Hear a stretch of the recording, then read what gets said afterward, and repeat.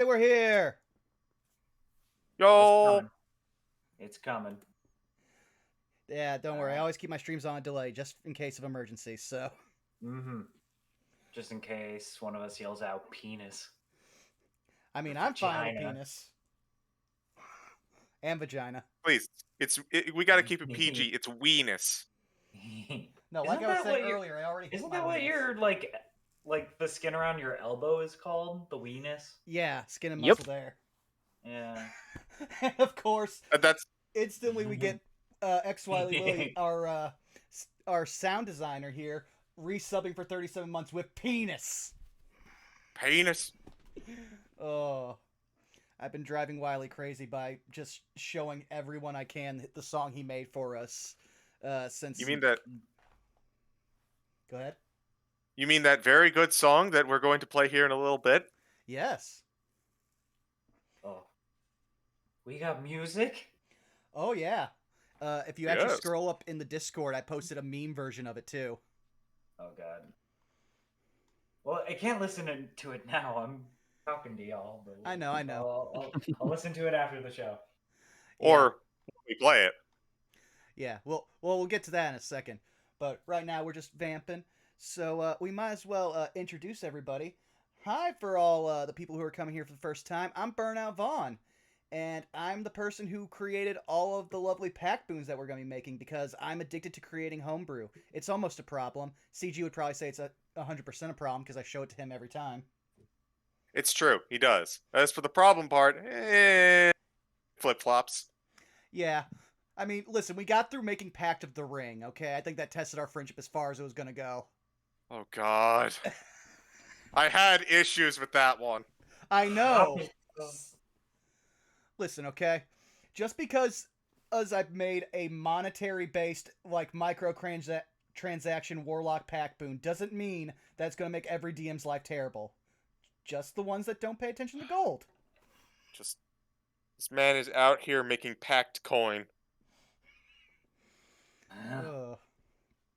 Oh no, your Warlock patron's the blockchain, no! Patron spelled with a Y, by the way. Oh. Yeesh. Well, everybody, thank you for coming. Show's over. It's been fun. Go cry now. Yeah, no. But moving on down the line, let's start introducing some of the lovely people we have. Punk, how's it going, my friend, though? Hey, it's good. I play your rapscallion boy, Lucifer. I don't know what else to say, I'm sorry. Where can they find you? Twitch, Twitter, Instagram, and sometimes TikTok at punkhaired dog. We just wrapped up Bearers of the Torch, but I do variety, and tomorrow I'm actually playing the Dead by Daylight dating sim with our buddy JC Doodles. Oh. Yeah, that released. Yeah, it did. Where are my monster fuckers at? Yo! Listen. It all depends on the situation. True. We will stamp your card now at the door, thank you. We'll be taking a head count at the end of the stream. Wesker is the secret hidden dating character. Oh, Lord. You know he's the kind of guy who, like, literally, you invite him in, and the first thing he says when he walks in is, the sunglasses stay on. Nah, he's definitely the type to go, look at your pristine apartment. This is a pile of garbage. Oh, okay. Thanks. You know he'd accidentally yell out Chris's name. Yeah. Accidentally? Where's accidentally in that? Chris! That's the only thing I remember from that game.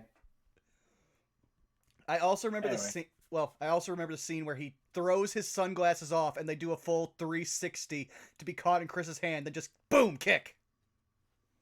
7 minutes. Is that the same game with the boulder punching? Yes. Yep. Okay, alright, yeah. They all kind of blend together for me.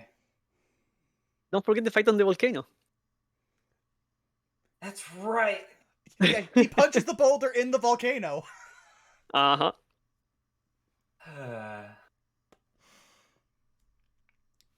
So, Well, Well, Thera, how's it that's going? been our Resident Evil podcast. Thanks for coming, Yeah, everybody. yeah, I Uh, don't have words. but Thera, why don't you introduce yourself? Hi, it's me, your boy, Therapod Art. You can find me over at twitch.tv Therapod Art, no underscore there. The one with the underscore is the Twitter at twitter.com Therapod underscore art. Commissions are open. I'll draw whatever you want. Well, almost anything. I do have my Careful with limits, that one. but Careful with that one. dude, I'll draw whatever weird shit you want. Fucking, I don't care. Just as long as it isn't too crazy. I do have my limits, but I like money, so commission me. There you go. True, as Good. having received a commission from Thero, top tier. Do advise. Mm-hmm. Then let's move on over to our good friend and DM CG. Where can they not find you?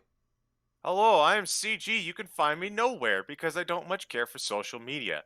That being said, you can find me participating in other D&D streams with other wonderful people, such as Farting Tarts, twitch.tv/fartingtart, every Sunday for War of the Shadowed Sun, as well as every other Tuesday for The Curse of Strahd, the other game that I DM. And you can also find me on this channel every other Saturday for Saved by the Spell, a Strixhaven campaign. But yes, I may like the D&D, and it may be the only thing of note that I do on the internet. You and me both, brother.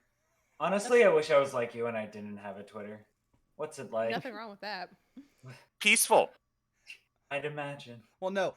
CG and Punk can attest to this. I managed to go like 20-something years without a Twitter until some of our friends found a Twitter I made when Twitter first came out in college, and then somehow followed me. I'm like, why are you doing this? People will find this now.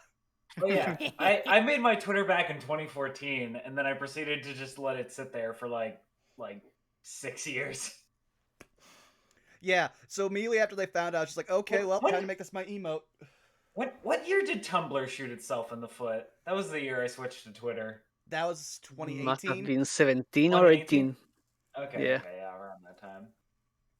Yep. That's when I jumped ship.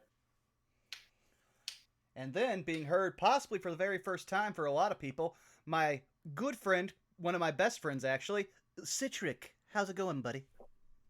Well, hello. Doing fine myself. As far as where you can find me, pretty quiet online, but I always have like my Twitter at Citric King, and that would be mostly it. True.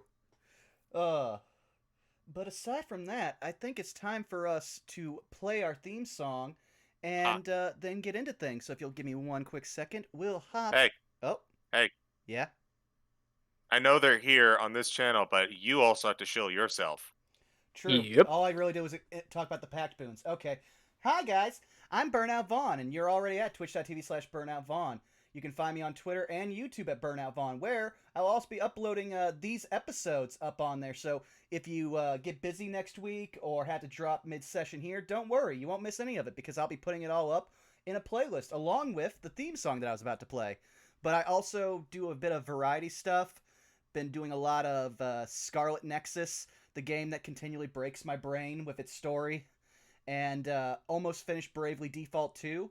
And I decided to make myself less financially salvable and picked up Digimon Survive, so that'll be coming up on the docket very soon. I have thoughts on that one. Yes, I know. I see you playing it when we're not talking about D&D, and sometimes when we're talking about D&D. I like to multitask. I don't blame you. Okay, listen, that game's not winning awards for any gameplay, okay? It's there because you like Digimon. Yeah. Visual novel first, gameplay second. I'm being a little shit. Oh, trust me. After playing Scarlet Nexus, I'd rather have a visual novel. Because that game is, like, some of the best gameplay I've ever experienced. The story is terrible. It jumps every shark. And right after it jumps a shark, it jumps over 2 more sharks. Like, I have to still have words with Arkulf because Arkulf said it was a fantastic story. And I was like, Arkulf usually knows my taste in anime, like, bullshit. I'll get in on this. I keep talking to Bob and Grizzly about...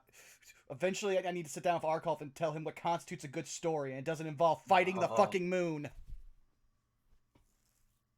I like fighting the moon. The moon. Trust me, this Yeah, game... fuck the moon, yeah. Oh no, this game will take the fun out of fighting the moon. I mean, the moon's a thick bitch, but okay. True. But okay, now it's time for us to play the lovely score created for us by XY Willie, so we can get started here. So I will just pull that up now.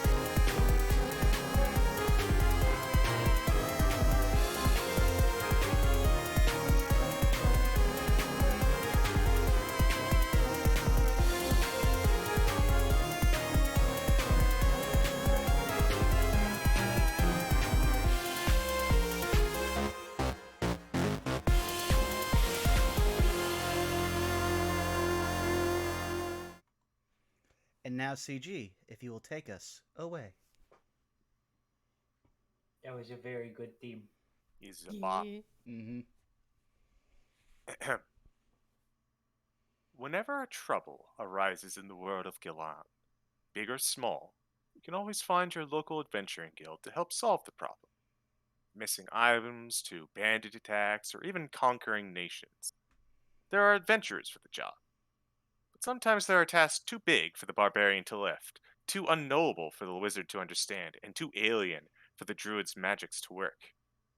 Yes, these are the trials and tribulations of powerful entities, one that need the aid of mortal champions to see their work done. This is the purpose of the Checkered Hall Guild, an organization of extraplanar entities and powerful beings dedicated to one thing: the preservation of the material plane. You would, however, be foolish to believe that altruism is the only motivator amongst the patrons. Some want to protect the innocent, some wish to cultivate souls, some simply find this part of reality amusing. Regardless, whenever someone threatens this balance, those in the guild are quick to dispatch agents to see the world maintained. And this is the tale of one such event. And with that, we'll go ahead and roll this d4. Boy. We cut on over to a lively tavern, actually.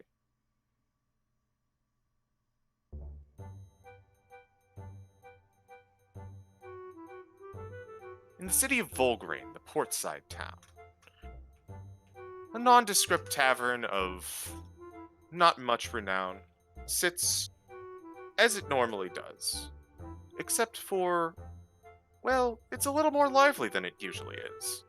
Whereas usually this is simply a hole for drunken wretches and people wanting to forget their troubles of the day, there's an energy inside. In fact, you can find out where that energy is centered on a single person, currently performing tricks of magic for the enthralled patrons. Punk, would you go ahead and describe your character for us? Lucy is a blue-gray to backsee. I forget how tall I made him. He's like 4 foot something.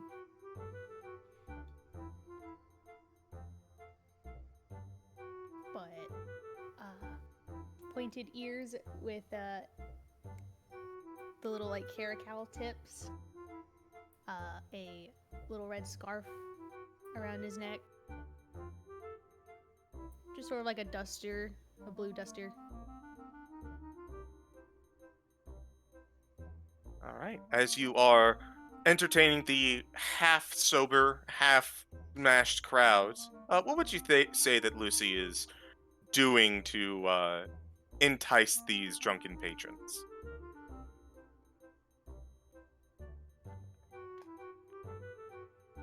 Probably juggling things like mugs, his sickle, probably knives and other things. When he's not doing like sleight of hand magic, like with cards. All right, acting with your natural feline agility. I'm not even gonna make you roll. You are juggling all sorts of manners and items, and all of the guys like, no, I can't think he could. I don't think they could do another one. And the one just throws like a full, like half full cup of beer. You just immediately integrate it into the juggling act. Oh! You said we're in a portside town? Yes. And I thought you sailors would have more of a challenge in you. Did you sea legs make you soft? Soft? I'm not soft. They call me soft. They call me soft. Oh, I hear you. And you see a particularly burly man walk on over to the counter where the bartender is. He slaps down like a gold. He picks up what looks like a bottle of like whiskey or something, and he removes the top of it. Yeah, see if you can juggle this without getting soaked. Dick! Go ahead and roll me your choice of performance or sleight of hand.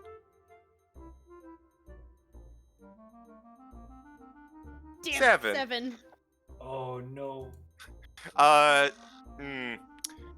So as this guy kind of catches you off guard, he's like, "What?" And you do start integrating it into your juggling act, but every time it goes over your head, it unfortunately lands facing you, and you get sloshed with alcohol each time it goes. But you do maintain the juggling. And the one dude who threw it in is like, and he's kind of laughing at you, but the other ones are just kind of like, no, he's still going. They're still going. Still juggling. And you keep the crowd entertained. But at this juncture, roll a from your position, you kind of get to see the whole of the tavern, and you see a person kind of walk in, covered in a bit of a cloak, and he walks over to the bartender, kind of in a hushed tone. And the bartender kind of gives him something in return, and the man in the cloak heads upstairs. You know that this is your particular mark that you were supposed to track down.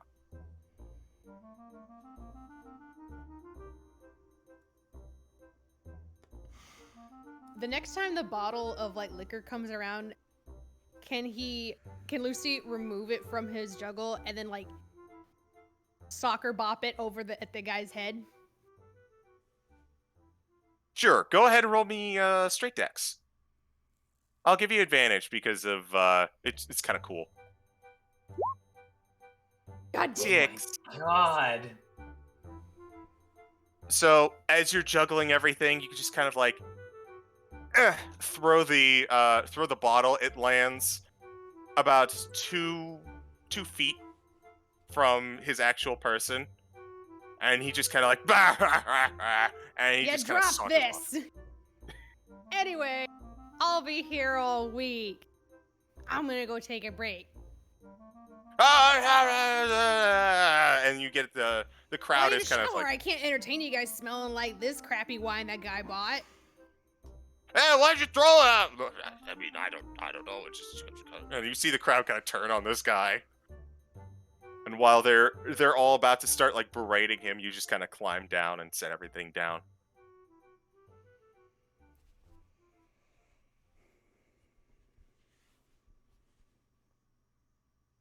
So would you need to roll like a stealth to like get up the stairs? I would say so. If you would like to, the bartender seems to be keeping an eye on the place. So if you want to sneak up the stairs without him noticing, then by all means.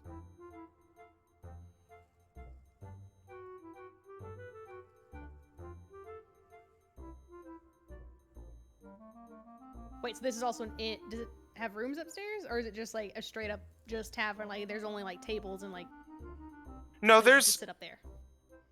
there is like room to sleep, though it's hard to describe it as like a full inn. It's more like a drunk tank that isn't against the law. Would be a generous way of describing this sleeping establishment. So instead, he's gonna go to the bartender. Hey, so I'm soaked, and I'm gonna need a place to wash off. Do I need to rent a room for that? Yeah, room's 1 silver. You got it, and he'll flip him the coin. All right, 1 silver. Write it out for your sheet, and you head on up.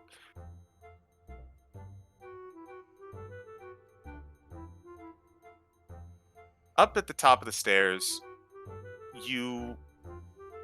again, this is clearly not like a major inn or anything like that. You see a couple rows of doors. Most of them are kind of banged up or have holes in them or a little off the hinges. You can also hear in the very far corner someone clearly having a fun time with someone else. Seems like the walls are kind of thin. Ooh.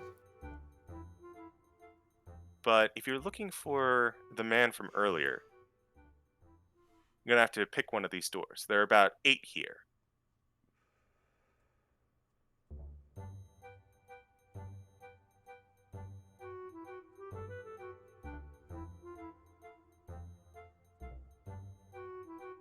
Can I roll perception or anything for... Was there like a notable smell? Like he just came up, so like if he had like... I don't know, a distinguishing scent? I would say that you were a little far away to get like a scent from him. You can roll perception to see if you could perhaps pick on something like which door was interacted with the most recently. You said I could roll perception for that? Yes. So would this work? Yes, absolutely.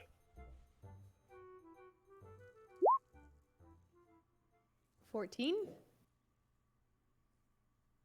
All right, so 14. As you open your special eye to kind of get a grasp of the They're very upper floor. special. Special. My brand. You get a finer sense of all the details going on. Even the small bits of dust to show the most recent footprints. It seems that the third on the left is where these tracks of your quarry have led.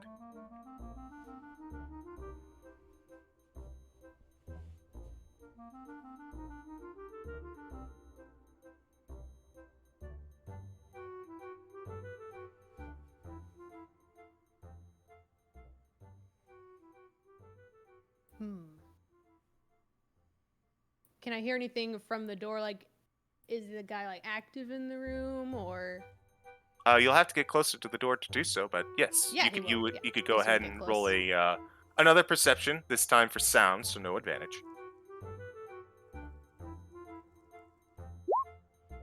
13. 13.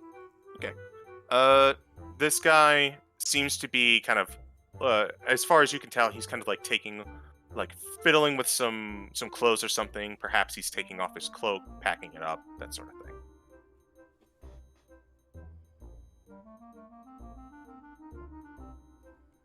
Can you see anything under the door? Like Because he's got Misty Escape. He could technically do it.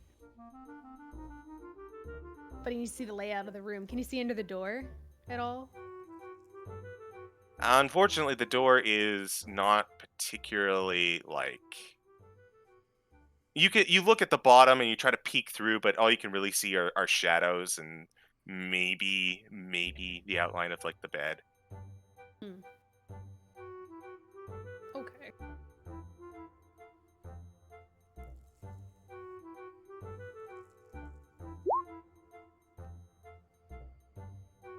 Can you Misty step into the room? Well, not Misty step, but Misty Escape, I guess.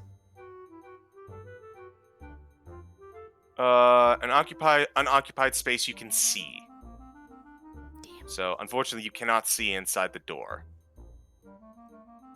Can he go to unlock the door? Yes, you Wait, can. no, wait. Can he knock? Sure, you can knock.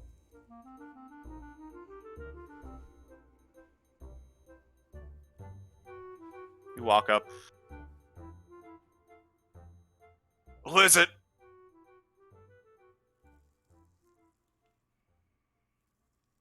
Housekeeping! Housekeeping. I didn't order any housekeeping. And he walks over to the door and he's like, he opens it up. It's like, who is this?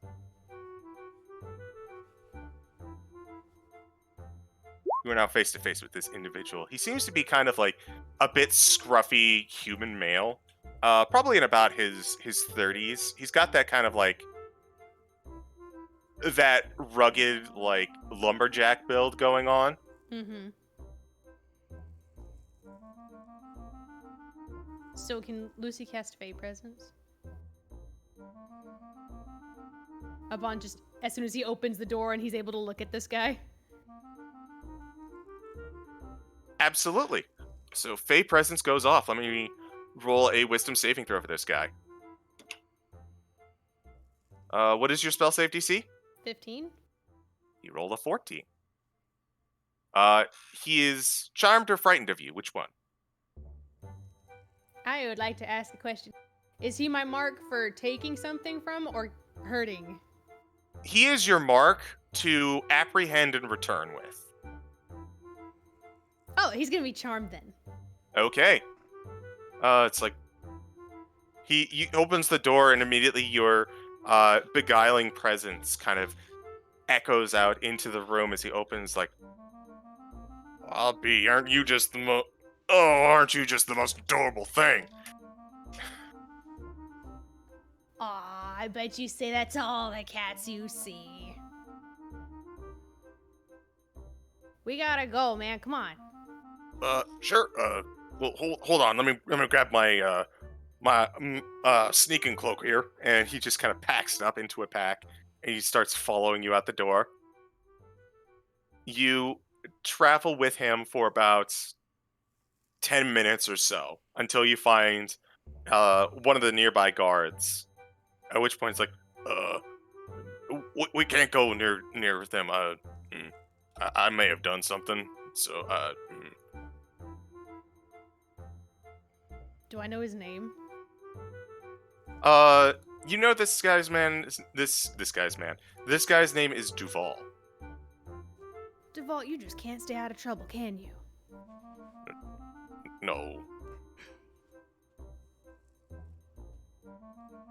And quick question, was I supposed to bring this guy back to the guards? Basically, yeah.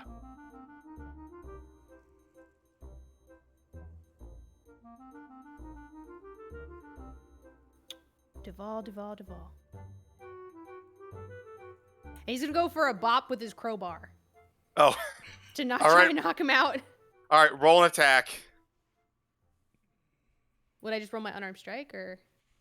Yeah, crowbar isn't exactly a thing. So just go ahead and roll an attack with your sickle, we'll just say.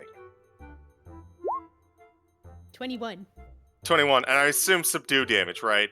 Yes, just to like knock him out. I may have done a few things. Conk! Thump. And Lucy will wave to the guard. the guard kind of jostles on over. It's like, is there need of... Oh, did you assault this man? No, I actually returned him. I'd like my reward now. Oh, as he kind of walks on over. Duval. Lady Shadal is going to really want to get her ex back. Alright, come with us, and we shall see that you are promptly compensated. Don't And mind if I do.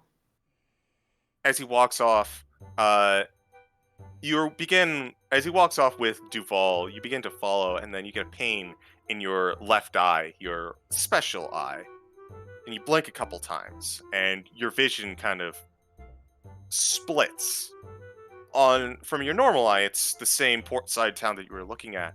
But from your left eye, what you can see now is what appears to be a desk in a very ornate and rather garish looking room with a tall, thin individual in kind of a button-down, like, vested shirt and spectacles going, Lucifer, we have need of your services. And at the second that he starts doing that, he is immediately shoved out of this way by this man who looks like he is made entirely out of butterflies. He goes, Lucy! Out of butterflies? Yeah. What? He's Does that not mean a he's butterfly. floofy? He's not a butterfly man, but he has butterflies going all over his person. And you can see his actual shirt is like part butterfly going on. How's my favorite cat? How's my favorite cat? Oh, you know. I'm around. Oh, yes you are. Yes you are. Octartus. Yes, Dulcis. You got the job, right? Yes, I have the job. Dulcis, can I please do my job in peace? Okay. And he kind of saunters off. Lucifer, you are needed with work at the guild.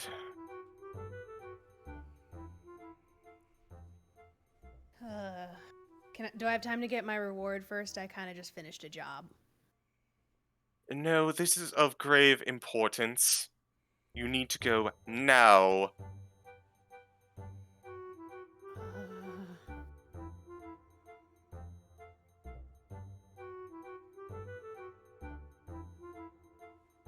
Fine, but I'm owed at least like what was the bounty on this guy?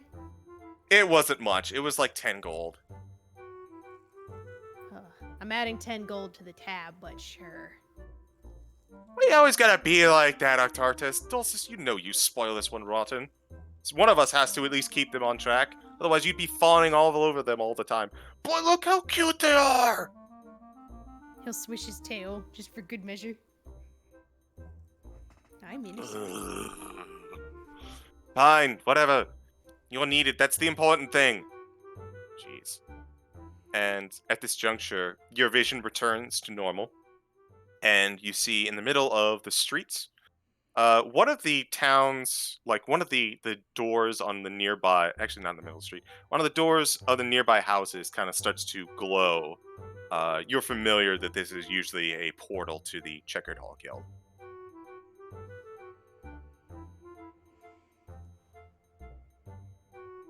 Can you sneak away from this guard, or is this guard like still looking at him?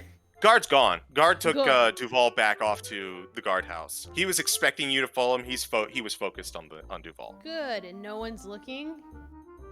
It's kind of like 2 a.m. where you are. So Good. Lucy's just like, fine. I never get. I always interrupt right before I get my reward too.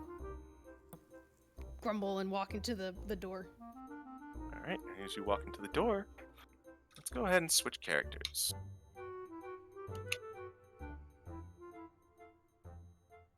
Good job, pup. Yeah. Thank you.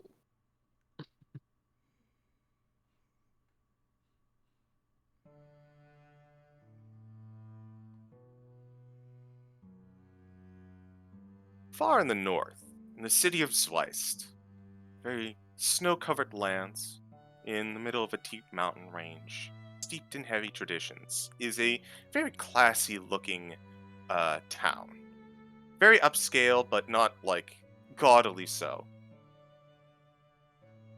At this place, there is in a small, very, very small teaching establishment.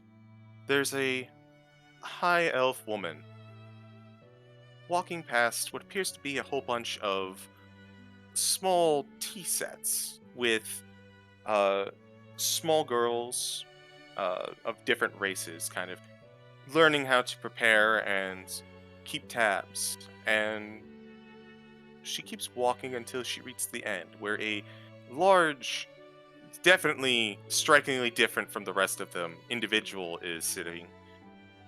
Union, would you like to introduce yourself? Why, sure.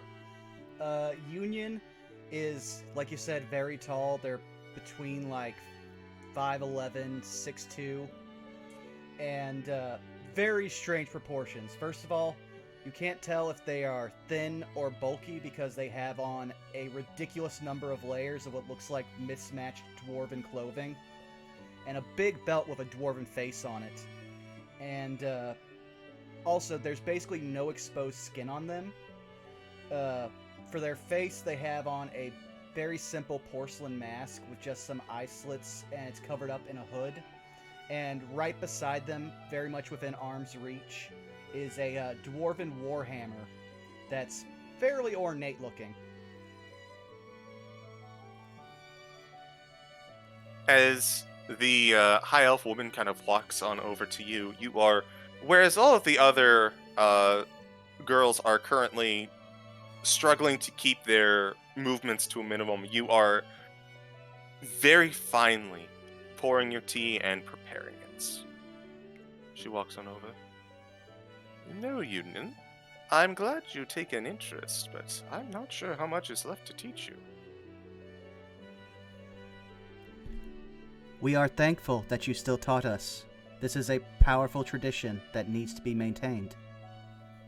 You and I are in the same boat for this. Such a often overlooked ceremony, performance, whatever you wish to describe.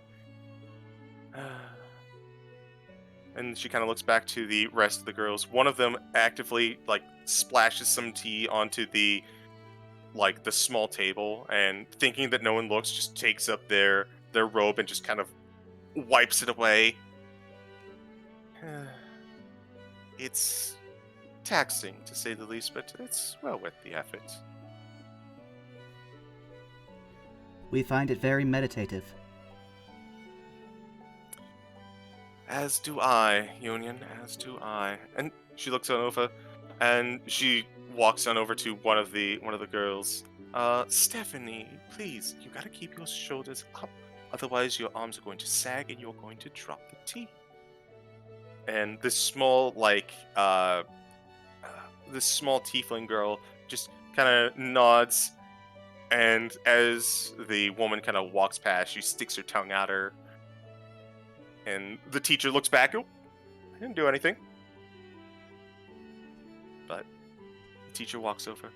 I think that's enough for today. Our hour is up. Be sure to return next week, and we'll make sure that your next performance is up to snuff. You see all the small girls just kind of get up, stretch. Several of them roll out their clearly sore legs from sitting in the same posture for so long. A couple of them run on over to their parents. A few just kind of start talking to one another. They seem to kind of leave you alone. Yeah, Union will smooth out their clothes very precisely, just slowly with sweeping motions. Sorry about that. And then do a very formal bow, just slightly like how the teacher showed them. Then they'll pack up their tea ceremony equipment, take their hammer, and just head outside. All right. As you head on outside, the snow doesn't bother you as much as perhaps some others. Well, you see the occasionally well-dressed human walking the streets. You know, the occasional Goliath just casually flexing that they don't care about the cold weather. You're walking along, and you see another human woman currently hammering at a sign on what appears to be some sort of establishment. It's like, oh, Union, hello. Do you have a minute? I could use someone to brace the ladder for me while I kind of get this last nail. Very well, we will do this. And Union just goes up, and they will very easily brace the ladder with one hand.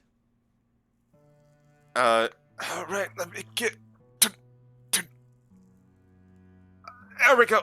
Oh, as she just kind of reorients herself on the ladder, but she does stabilize. And she begins to climb down. Oh, you're such a... Well, I'm not exactly sure what pronoun to use, but you're such a blessing, Union. We accept the plurals. They, them. Them, okay. You're such a gentle person, thank you. You know, my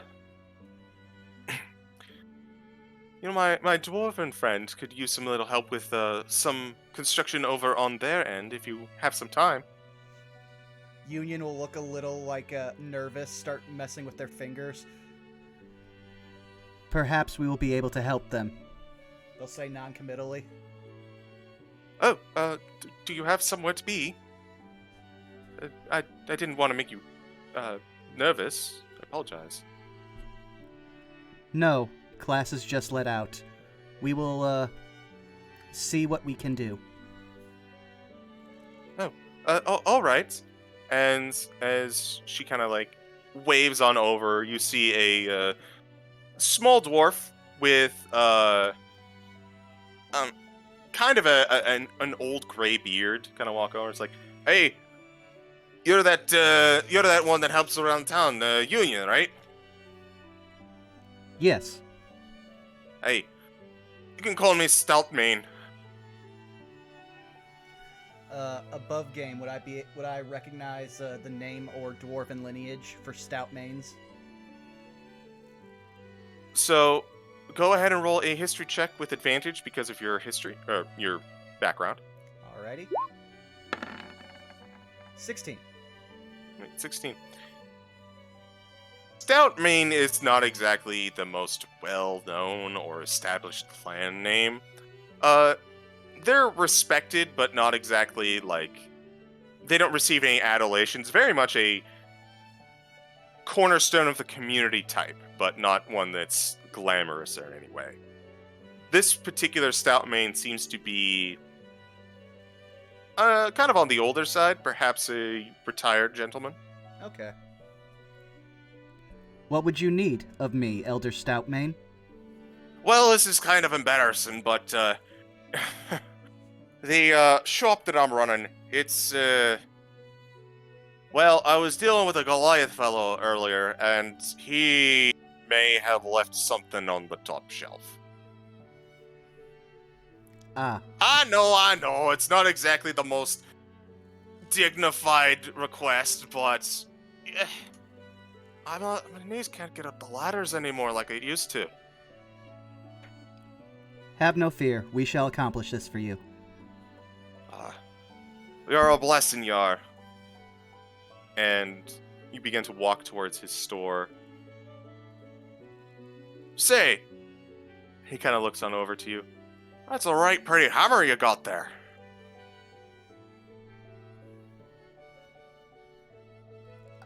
Thank you. Is that, Oh, go ahead. Is that, well, it looks good enough to be dwarven make. It is. We inherited it. Ah.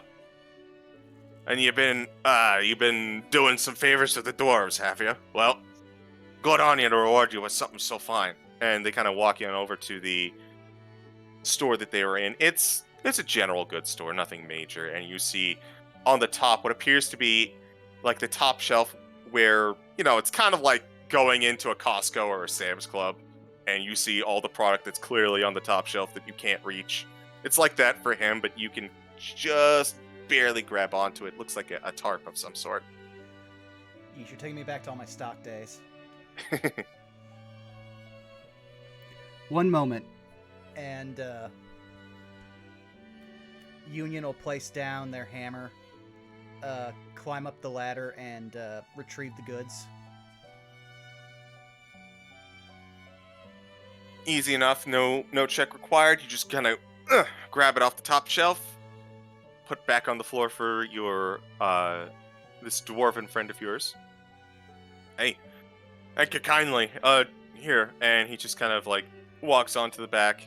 It's like, it's not much, but thank you for your help, and he gives you a silver.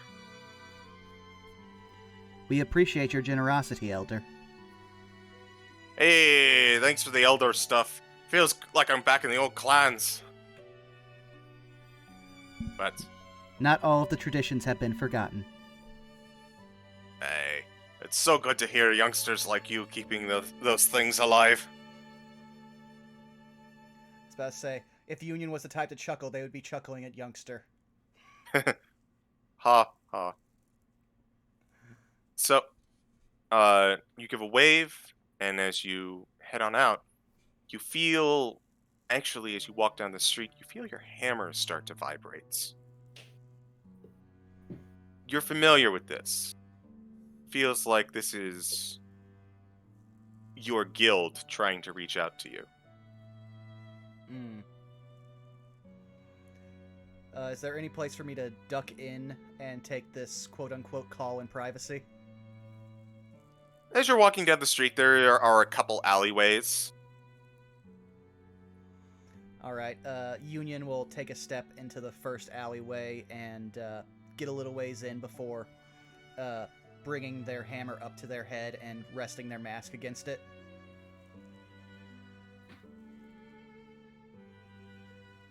We are needed. A call of urgency has been sent. We shall answer the call. And as you do, you see one of the back alley doors. Looks like, honestly, like the back door to a building begins to glow. Union will just head on through, not really questioning or tearing any. Okay. With that,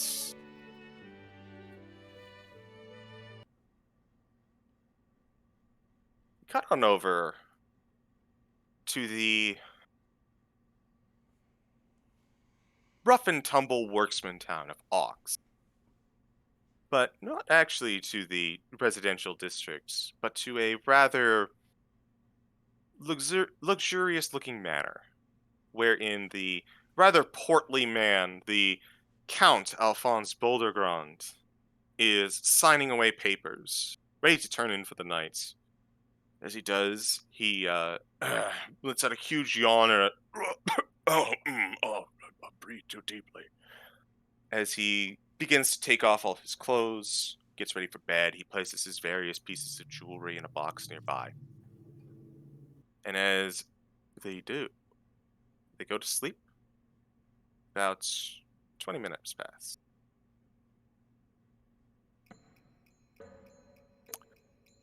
One of the rings begins to glow, and emerging from inside of it, Citric, would you please introduce your character? First, as a cloud of sand slowly coalescing into a humanoid form, comes forth Midas. Midas is a 6'2" tall UNT with a darker yellow skin, wearing a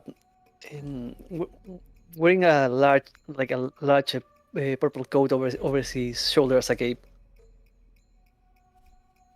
He slowly walks around the room, paying attention to see there is no traps or alarms waiting for him here. creep on out. Roll me a stealth check with advantage. Mm-hmm.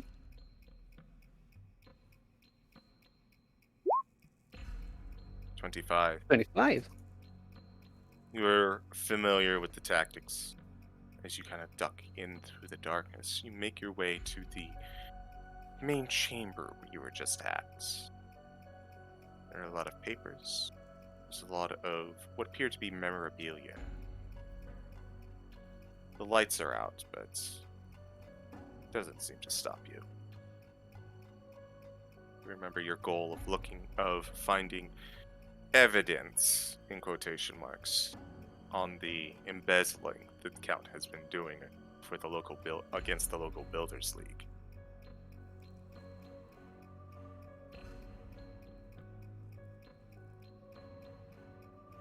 Quietly moves around the room and goes to the desk and starts fiddling with the papers, making sure to not make any sound.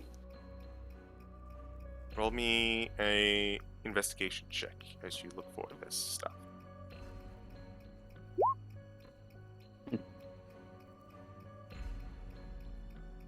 With 6, it takes you probably a few minutes longer than you would have liked. There are a couple moments where you hear footsteps outside the parlor door, and you brace yourself, but they walk on by, and you continue rummaging until you find exactly what you were looking for. Several thousands upon thousands of gold siphoned into this portly man's private account. Someone's been a naughty boy, huh? Not for long. He takes the paper and rolls it inside his coat. As you do, you have what you need. Question is how to get out. There is a window to the front or to the side, though you are on a second story. There is also the doors to the front. You do remember hearing footsteps here earlier, though.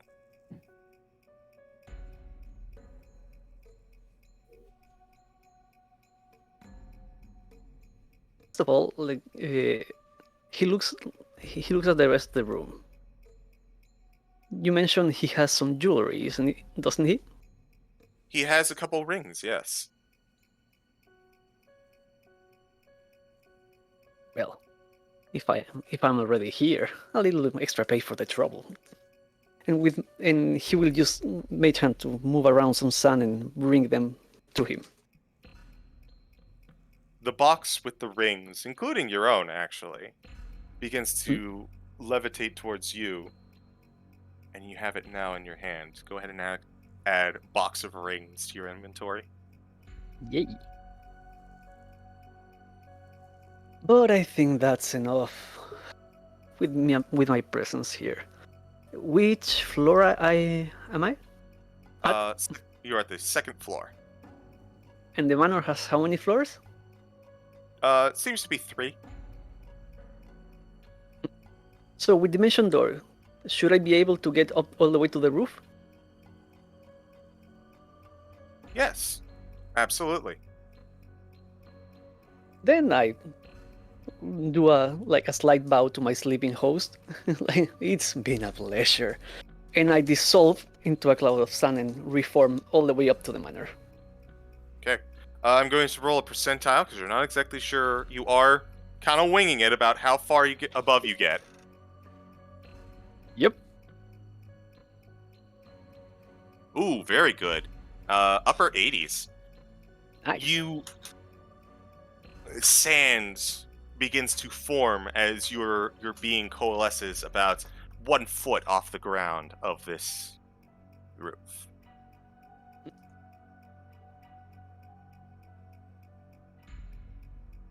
You can see from this juncture the courtyard is of what you can kind of imagine be a not especially fancy garden, but well kept. You can imagine this guy probably hired a gardener, as well as several hundred feet out down the road from this manor is the township where you know your contact is waiting.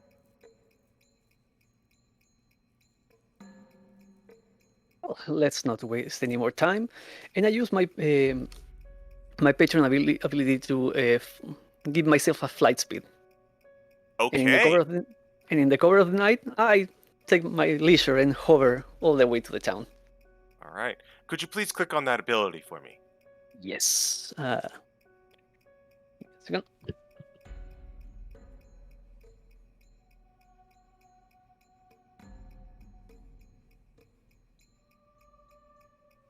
Don't ask people to be patient because I am not all that familiar with Roll20. It's all good. Yeah, it's fine. So, And I don't remember the name. I'm checking it right now. let's see. If you go over to, Elemental gift, I see. think. Yeah, It's- elemental gift. it's elemental gifts. It's actually, I don't think it's actually here in your abilities. That's okay. Elemental gift does give you a fly speed, so we won't go into that just now. We'll fiddle with that later. Yeah. As sand begins to form around yourself like almost like a small dust storm, you take off silently into the night. You travel for a few minutes with your accelerated sand speed, flying over the clueless guards and the hapless count, until you land in a rather nondescript part of the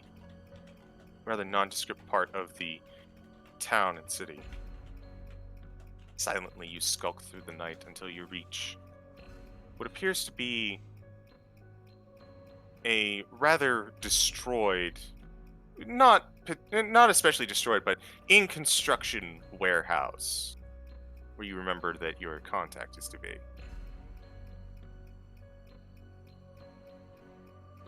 I made my way inside, walking confidently. All right.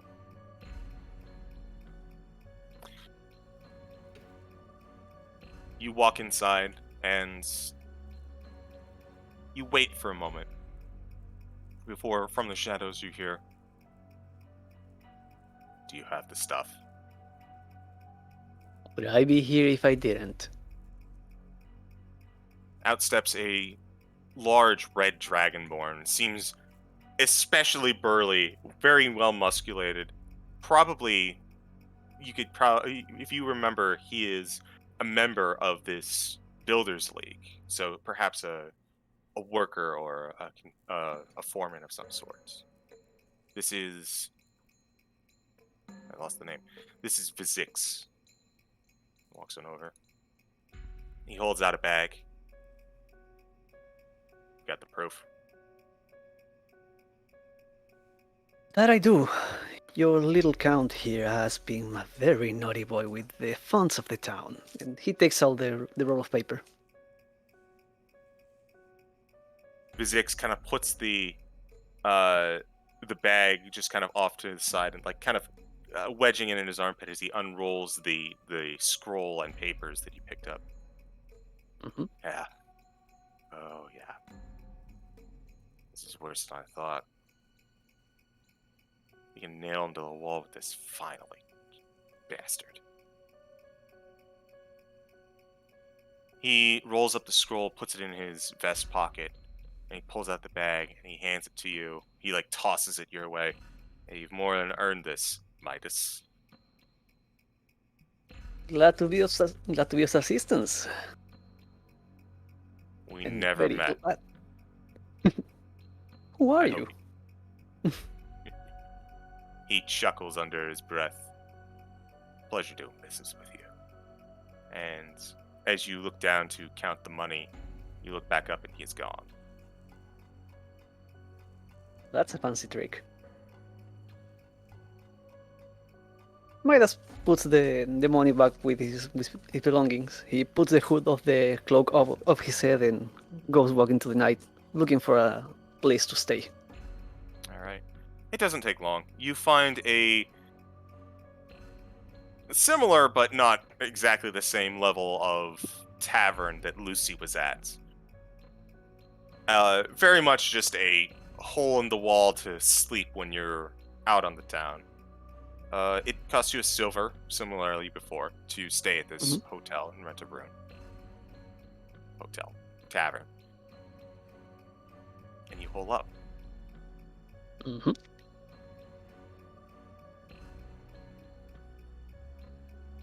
You go to check on your payments.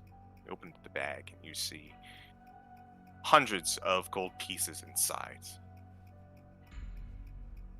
As you go to reach for it upon inspection, you pull out a piece. You bite into it as you just so happen to be accustomed to, and you pull out again. You know that hurts, doesn't it? It'll hurt your teeth more than you expect.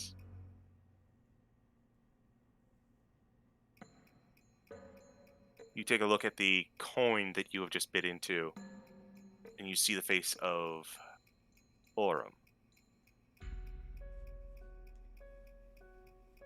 Nice He raises little... his eyebrows. Hmm?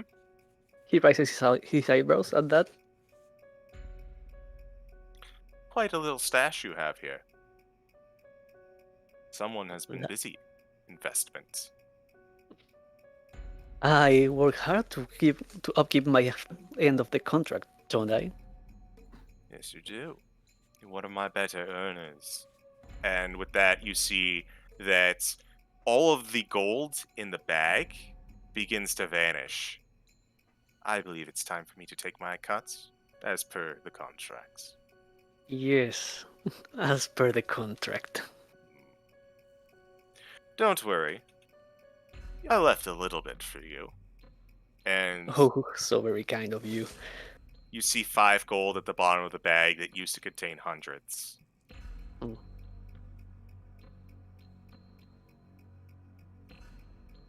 But where I have more things to discuss with you.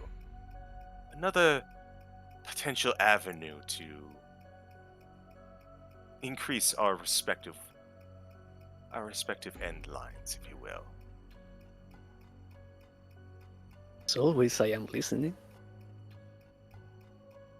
It's come to my attention that there's something going on in the guilds.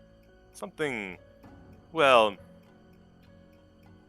I suppose you could say it's something threatening, world-ending perhaps, but as always, I'm looking for something else that caught my attention, so I volunteered your services.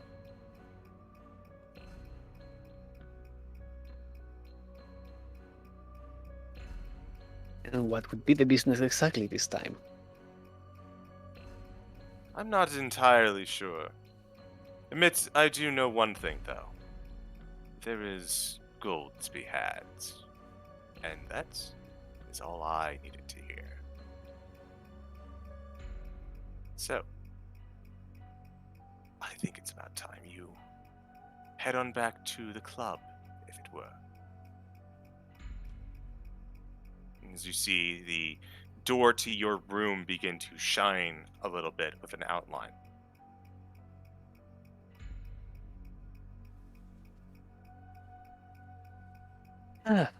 Well, I hope they're expecting me. He walks towards the door. Alright. And as you walk inside, you disappear from your room.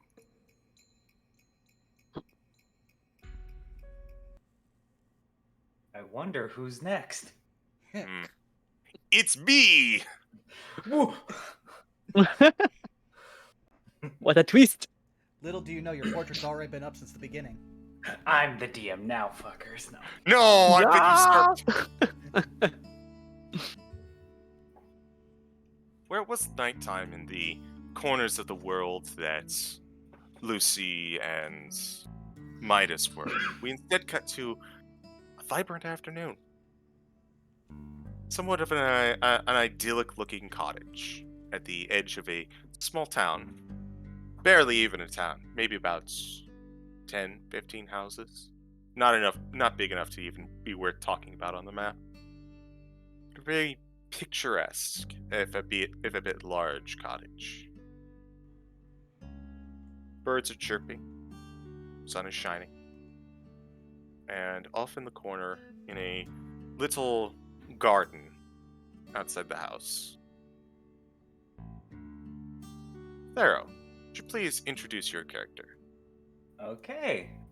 Standing in the garden is and forgive me if this sounds a little rehearsed, a towering tiefling, Zara Coldclaw. Zara has dark grayish, slightly purple skin and a massive mane of curly, luxurious, chestnut-colored hair. She has an assortment of asymmetrical traits, sharp, bony protrusions, and plating adorning her body. Half her face is covered with these toothy protrusions as well, leaving her with one vibrant amber-colored eye and horns jutting out from the side of her head. Downward is her tail, resembling a large, spine of vertebrae, and ending with a sharp axe-styled point. Despite these devilish traits, her smile is inviting and serene, and while being quite tall, Zara carries herself with grace and gentle movements. Pushing her chest and head upwards, Zara doesn't seem to show any lack of confidence. As you were kind of taking in the day of the somewhat kept garden outside your home, you look back up to it and sigh just a little bit. The absence of noise kind of getting to you. I'd like to imagine she just planted some golden poppies and maybe some sunflowers and stuff. Maybe some daisies.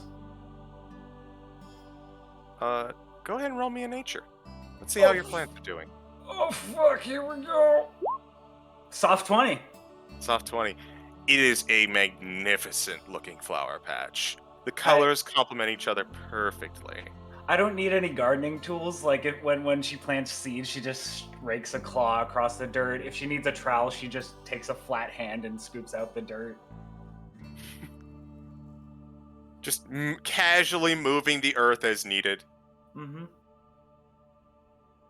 As you are tending to your garden, you hear a voice coming up from behind you. Oh, are you doing some gardening today? Well, these flowers don't maintain themselves. Hello, who goes there? It is a little elderly gnome, one of the residents of this town, known as Ms. Appleton. Zara will put her hands on hers. Miss Appleton, hello. How are the kids doing? Oh, they're doing fine.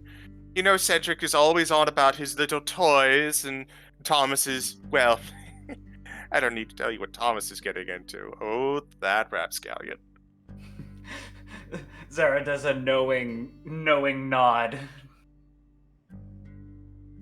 I just came back from finding some groceries for dinner. I was thinking about perhaps cooking up a soup of some sort. And she kind of pulls out a rather large and admittedly kind of funky looking carrot. It's a little bit, you could tell that this carrot probably came from the dirt moments ago. It's like, this is a nice fresh one. Oh, this goes with this. I could go with so many things. Like, do you think a stew would be good? Oh, perhaps vegetable soup. Yes. Perhaps you didn't forget the flour, right? Flour? You can use flour to thicken up the broth. Oh, you know, I did not know that. I should probably use that more. I do love me a good broth. Mm-hmm. It'll make your stew nice and hearty. Oh, but if only I had some beef on hand. Oh. Do I have any meat on hand that I can give her? Roll me just a straight D20. Oh fuck, here we go. A 4. Unfortunately, your meal for tonight is more on the vegetarian side, so you do not have beef in your house. Fucking potato soup again.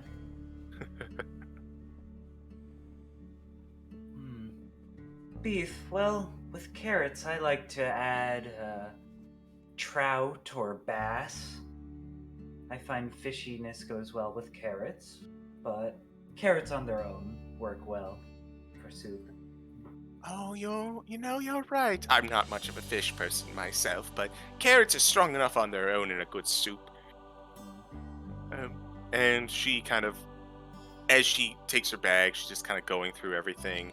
You see that she's got a nice sweet bun that she's holding on to. And some wonderful dinner. But wouldn't you know it? And she pulls out another one. I picked up 2. What's one for? One's just way too many for me, but yeah. Why don't you have this on me? Oh. What am I getting? Add 1 delicious steamed and delicious steamed honey sweet bun. Oh yeah. Steamed sweet bun. Let's go. Can I trade her like a small sack of like potatoes or something? Like, can I have a surplus of potatoes that I've been growing? Sure, if you'd like to Yeah. give her a potato in exchange, by all means. I want it to be like one of those Idaho potatoes that's like as big as like a football. You hand her this potato, and she needs both hands to hold onto it. Oh! Yeah. That'll stuff you up, right? Oh, it'll do more than stuff me up. Oh, this'll go. I may need to get another carrot. Don't worry, it'll keep for a while. Thank you, dearie. You have a wonderful rest of your day, okay? Mm-hmm. Light be with you. Light be with you as well. And she just kind of walks off down the road. Did you say that phrase? I look up to the sun. Not directly, but just kind of take it in. It's warm and comforting. Feeling that's familiar to you. As you kind of gaze up into the sunny sky without a single cloud in it. The wind, ever so light, just a light breeze picks up, and you see a single leaf do a single loop in front of you, and gently float towards your house.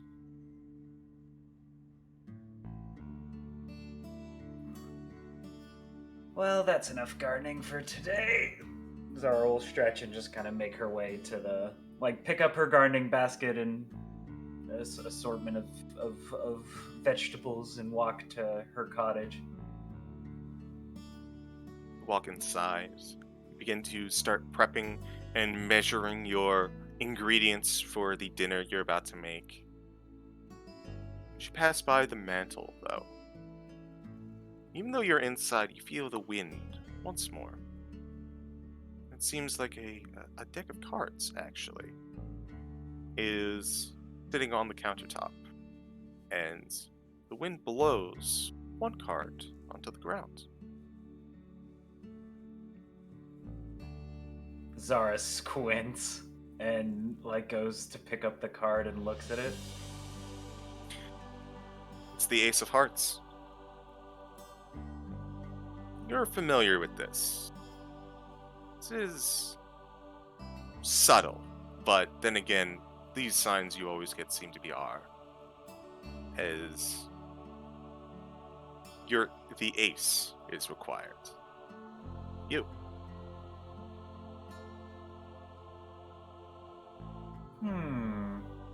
She'll look around her cottage just to see is anybody there or anything. No. Seems to be Okay. the same empty cottage that you're used to. This isn't my deck of cards, right? This was This is just a deck of cards that was kind of lying around the Ah. house. Oh, You okay, may- okay. Yeah. For a second I thought somebody snuck in and put it there. And I was No. Yeah. Every once in a while, you like to play a nice game of solitaire. Oh my god. Did I tell you my mom likes to play solitaire a lot, or is that just a coincidence? Mine too, actually. Same. Anyway, I guess solitaire is the mom game. Anyway, I guess Zara will smile and put the cards in a spot where it'll just not blow away and stuff, and she'll start prepping dinner, and it's really fun to watch her because she'll with the non-bony hand she'll cut with a knife, and then there's a second cutting board set up to the right of her that she's chopping with her tail blade basically. Mm-hmm. and so she's like doing like multiple like cooking spots at once. It's kind of insane. As this kind of like Swiss Army kitchen knife is going through all of the vegetables all at once. Your soup is prepared. It's a nice, quiet dinner, which makes you just a little bit sad, but it's hearty in its own way. Yeah. The soup is warm and hearty, but like Zara like takes in a moment of just nobody's around in the cottage. It's quiet. Nobody to talk to inside. And just kind of lean forward for a bit and think.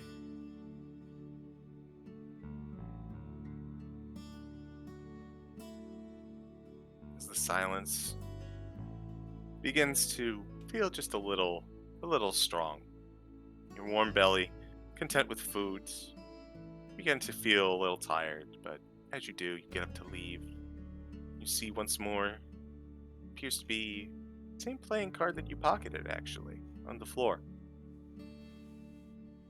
The Ace of Hearts. You go over to pick it up. I must have left a window open as she goes to just like grab it. Yeah. You pick it up, and you again begin to put it away. And as you do, you see your front door into glowing lights. The pieces start to fall into place.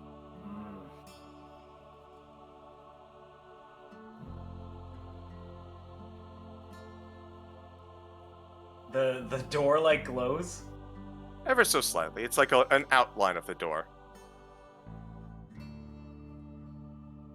I should know what this is, right? Like Absolutely. Okay. Zara will like sigh.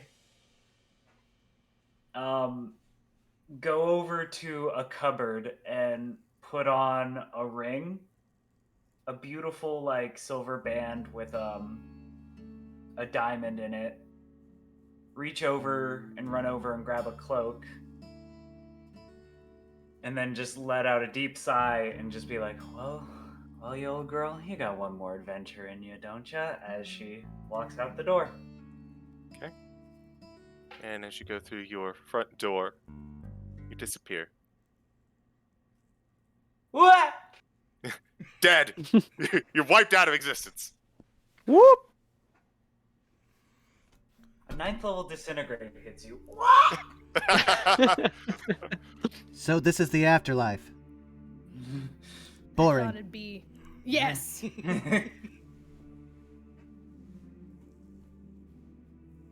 The four of you emerge into a familiar, somewhat empty void. Darkness all around you. As you emerge each from your individual doors, and you see, centered in front of you, a very familiar table. A hooded figure, seemingly shuffling and dealing out what appear to be tarot cards over and over again. The representatives have been picked. What it'll need. Oh, I probably should have asked before the session. Session 0 was canon, right? Yes. Okay, so I recognize Union and everybody, yeah? Yep. You recognize the other individuals from that last job that you did. You were familiar enough with them aside, but the most recent excursion into the jungle, still fresh in your mind. Zara will do a knowing nod to each of them. And then just kind of chuckle to herself. Hello, Midas. Hello, Lucy. You two are staying out of trouble, right? Why, hello there, Zara. It's been a while, isn't it? How long Lucy has it just been? Grins. Probably about a month. In response to the grim, you've been staying out of trouble, right? She kind of leans in a bit. Oh my fucking god. He just gives her the Anya grin. Yes. Zara will sigh and then turn to the tarot card guy.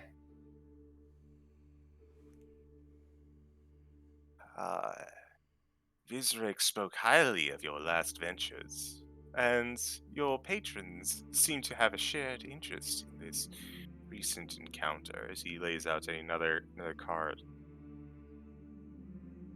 The Fool, actually. Potential? Raw in its core form. Very apt description of your client today. Well, I'm intrigued. You see, as the you are the where the position that you are currently in is kind of like a blank void with a bunch of different doors, each marked with a number appropriately, and you see all of them just kind of like shuffle back until one remains, a picture of the what looks like a man with a hobo satchel, for lack of a better term, and the number 1.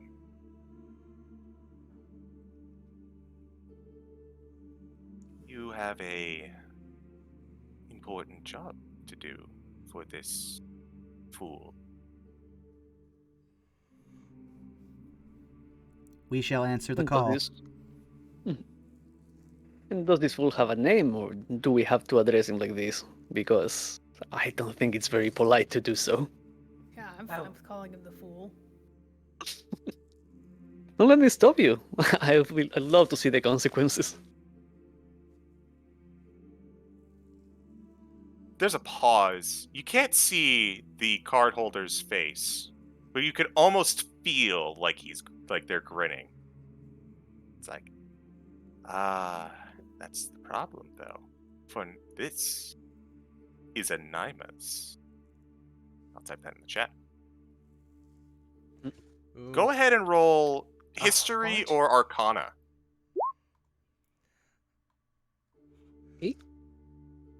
I'm going with Arcana. Oh, top Ooh. 20. That one. Oh god, a 7. Lucy's distracted by Midas's barb. Barb. I'd call it a barb. It's like, excuse you. I'd love to see the consequences. And he just looks up at Midas like, is that a threat? Union just cocks their head to the side like, nope, that just went right over our head. Midas, you're the only one who gets this. Anonymous is a old portmanteau, old moniker. Translates to no name. And is commonly used by some of the higher ends, gods, deities, etc., who know that names have power. Anonymous, you say? Indeed. So our client decides that it's in his best interest to not reveal their name to us. Fair enough. Doesn't show much confidence, if I have to be honest. But when has this place been that kind of place? You shouldn't sell yourself short. You've done quite a lot of good for the world. Though... And we're going to keep doing good, right, fellas? Of course. Nothing but the best of interest here. Zara smiles contently at that and will reach in her sack and pull out one of those non-brand strawberry candies and hand it to you, Midas. Midas will accept it. Very kind of you.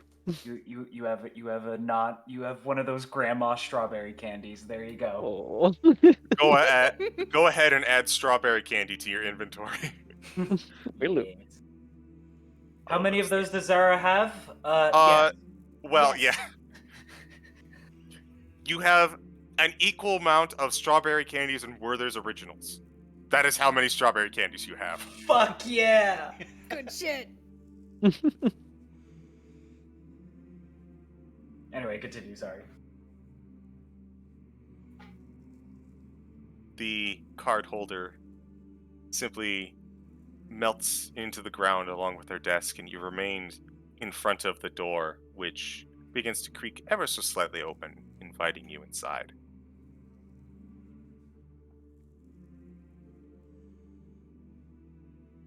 Well, shall we move? But I say, yeah, Union would nod and start heading towards the door. Okay. Lucy's just squinting, upset at Midas as they walk through the. What? What did I do? Pay no mind to him. Here, you get a butterscotch candy, Lucifer.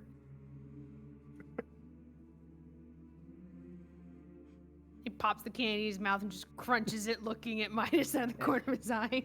Just one hand on Midas's shoulder and one hand on Lucifer's shoulder. Just if you two are on your best behavior, there'll be more candy. Well, that sounds very nice. Ah, Oh. the best way to get kids to stop Bribery. fighting. Bribery. Exactly. Well, after you. How polite. And Zara will walk through where they need to go. And he will wink at Lucy. Oh, you little rascal. We now see the downside of bribery. No, Yeah. I just see this as literally the one meme of the mom with the 3 kids, 2 of them fighting against the leash, and the one kid just standing there. Yeah. Yeah, that's pretty Yeah. apt. Yeah, I don't have to worry about Union. I think. We'll see. Anyway, Not that you know. yeah.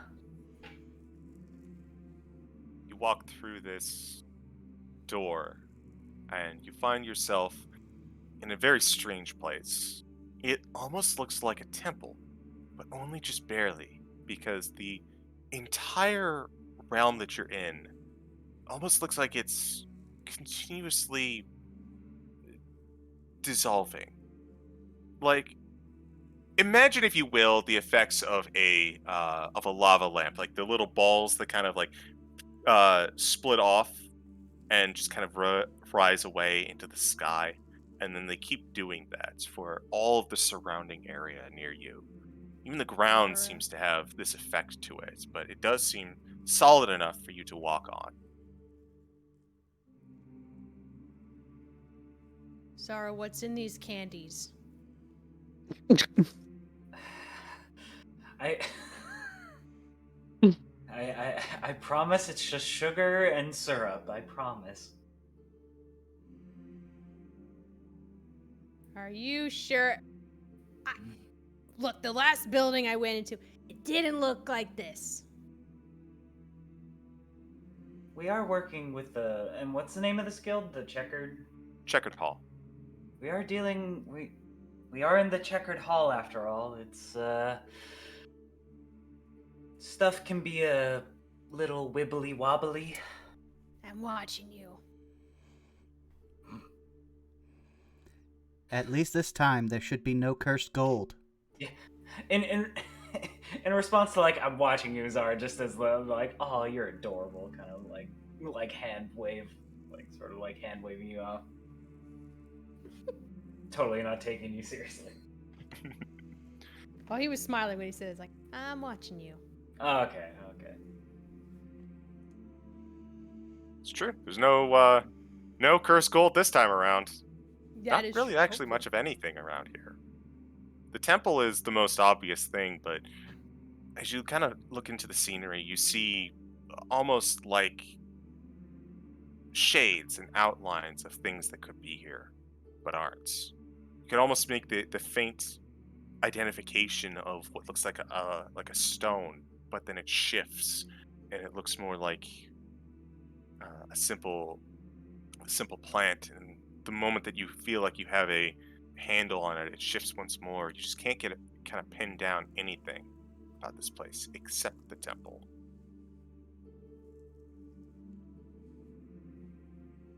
A temple. Mhm.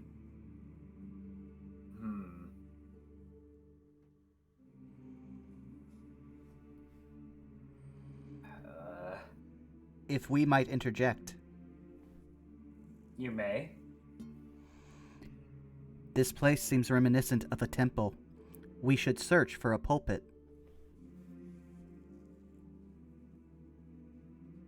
That does seem like a good course of action. Yes. A what? A pulpit's like the front part, right? I could be wrong. Yeah, Yes. the front part of the podium. Yeah. It's usually like a dais or a place basically where someone, if it was like a school, it'd be a lecture-like podium. Oh no, I know what it is. Lucy just don't- Oh yeah. He's not Oh. a religious boy. Oh, that was an in character. What? Yeah, sorry. No, you're good. Oh, it's a place where they do, the sermons and lectures and stuff in churches. They just yell at you. It's a bit more complicated than that. There's talks of philosophy and like what the divine word is, and depends on each religion though. That sounds a little too busy for my taste. It's not for everybody. Zara shrugs. And I guess she'll start approaching the temple. Yeah, Union will follow. Lucy's just start once we get in there, like start just wandering around. He has no idea what he's looking for. He's walking as well and looking at the surroundings to see if anyone like stands out. Anything stands out. Just as I enter, just is there a Nymus around? And it can like echo throughout the whole thing. As you enter into the temple, the first thing that grabs you is that what appears to be, it's not so much a like temple of like modern worship, like with pews and a pulpit or anything. Instead, there seems to be an open space for people to congregate. And in the center, there seems to be the pulpit, as previously mentioned, in front of what appears to be like a statue pedestal. But where the statue is, much like the shapes before you that you couldn't quite pin down, is what was there is also kind of shifting and contorting and can't seem to hold form. The one thing that does appear solid, and the one thing that catches all of you, is what appears to be a person kneeling in front of the statue, with large, vibrant, multicolored wings.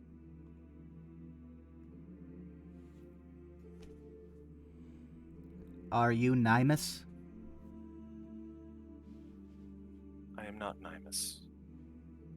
She kind of pulls herself up. You see kind of brunette hair as she stands, constantly somehow flowing even though there's no wind. As she turns around, you can see pure golden eyes, as well as a rather vibrant sword at her side. My name is Nova. I serve what you refer to as Nymus.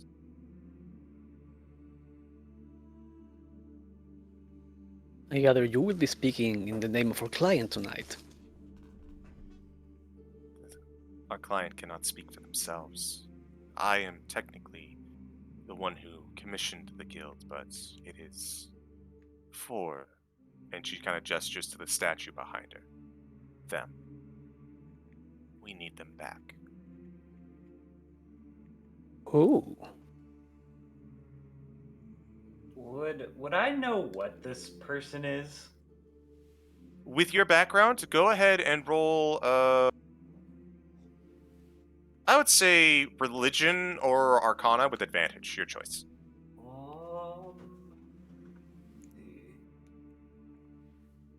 Same either way, so soft 20. There we go. That's a nice one. Yeah. yeah. 19 on the die.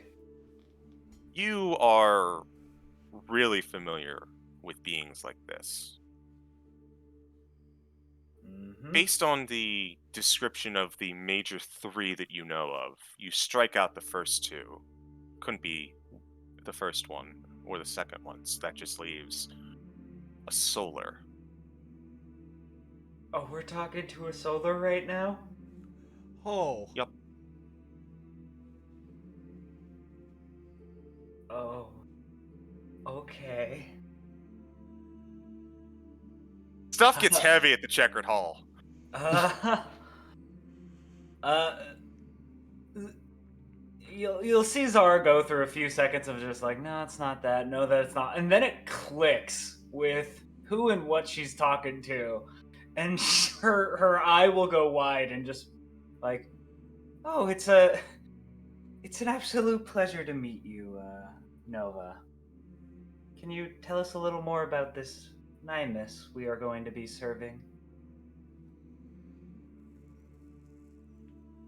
This, as she's gonna roll an insight on you real quick. Okay. I can just give you like what Zara's doing. Oh, sure. It's kind of like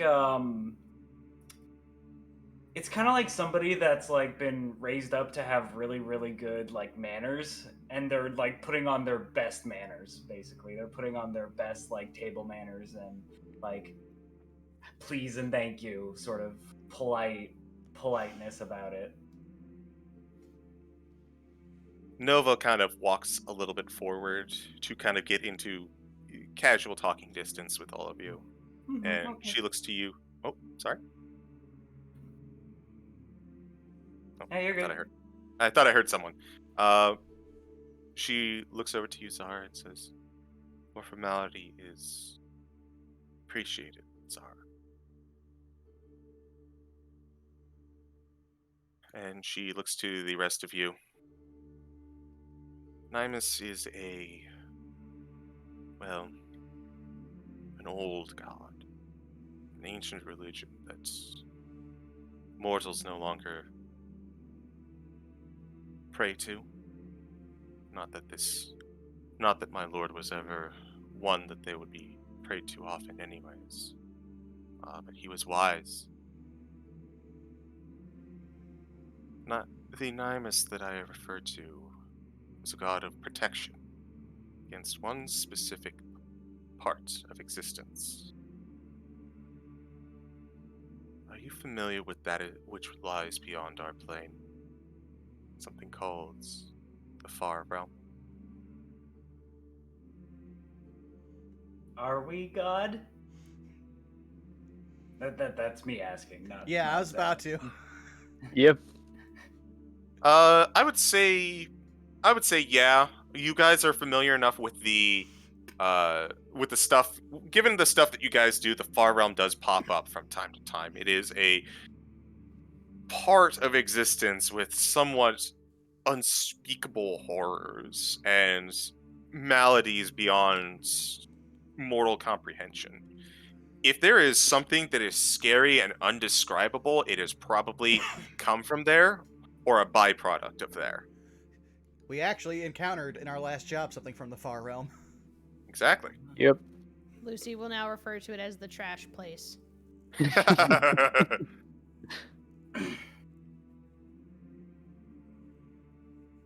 While I have never been to the Far Realm, I believe I can speak for all of us when I say we have definitely had dealings with the abominations and monsters that can lurk out of there.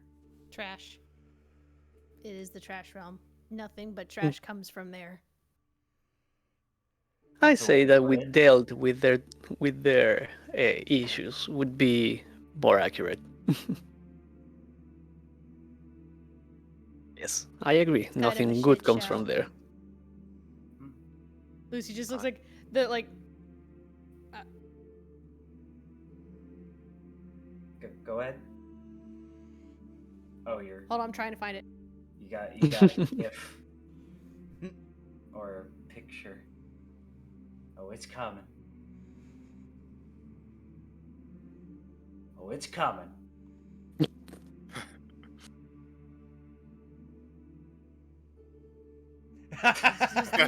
This is the trash place. No. I'll copy that and post that in the chat for everyone.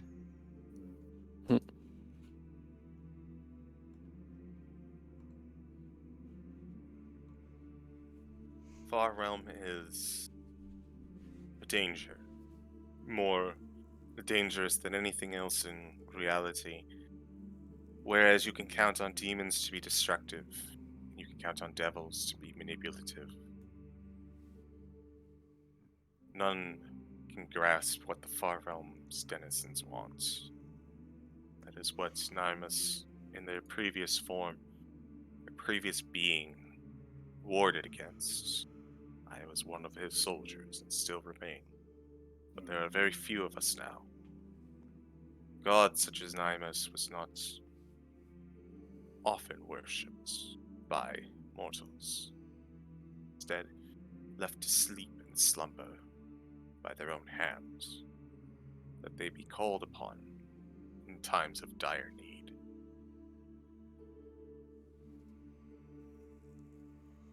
Also, in response to the manipulative devil comment, Zara just raised an eyebrow.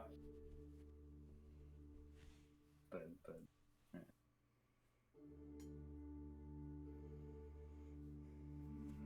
There is a being out there.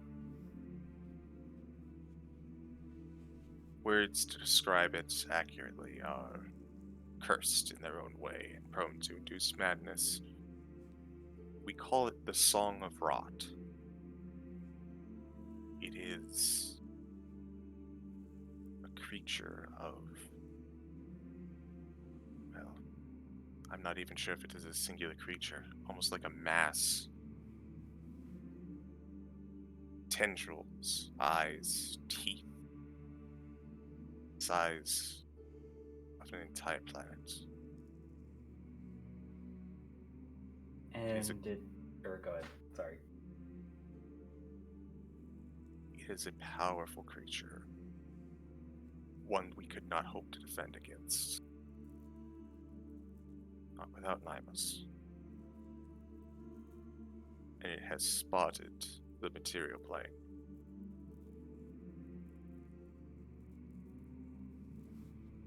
But it hasn't made it to the material plane, has it? It is not, but it travels here at this moment. By our Can estimation, we distract it? Do we know what it's looking at the material plane for? consumption. It's just hungry? So were the things we fought last time. There is no hope should it arrive. The entire world will be gone, swallowed up by it.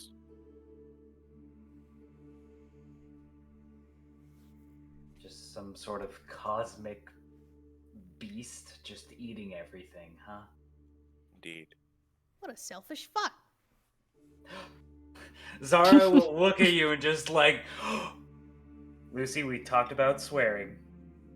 You see Nova just, for a second, just kind of like do a half take at the word. Yes, that. Yeah, we talked. I didn't say I was gonna do anything. Zara will put away the swear jar and give you a look only a mother would. Meanwhile, Union will just look at Nova and just go, "And how may we stem this tide?" Rest of Nymus's forces are engaging it and stalling it as we can, but it would be here in about a week. But as previously mentioned, Nymus is not gone. Were they gone, we would be as well. But it is more that they are asleep. They put and took their true name and buried it in the bed of light. It is a desert region to the far east. If you can find and recover the name, our God can return to us in our time of need.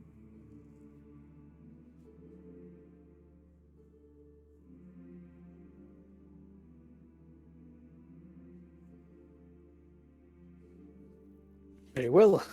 I get that we have our assignment then. Indeed. Of a week before the Song of Rot appears and consumes this place. Must find the name before then, or we all perish. Then we shall do our best. And Midas will do a slight bow. Zara will grab like her dress and do like a little curtsy. Union will do a bow, and then they'll just look up and say, "To be entrusted with a name is the highest honor. We shall be worthy." Nova looks to all of you. It is I who should be bowing to you. I must return to the front and likely give my life to protect this place, but you are entrusted to save it. You are doing more than I could, and for that, she kind of takes her arm, puts it to her chest. You have the appreciation of a soldier.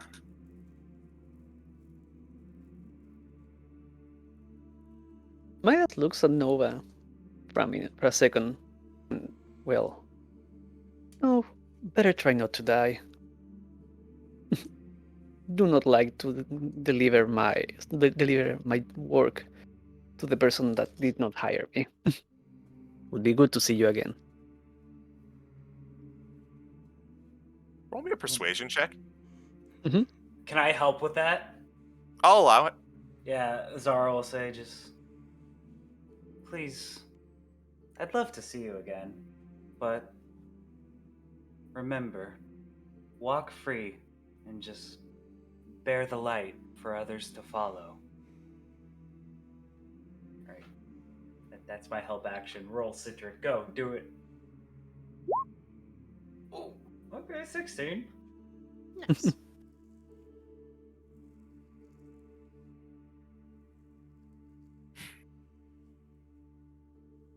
Self-preservation is not something that we are born with. We soldiers and envoys of the heavens. But we do try to keep our word. Self-preservation can be learned. Union will just say knowingly. I shall do my best to honor your wish.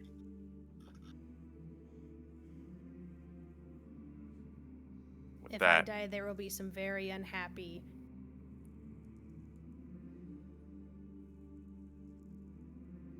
yes? If I die, there will be some very unhappy beings at your doorstep. If you die, small one, Lucifer,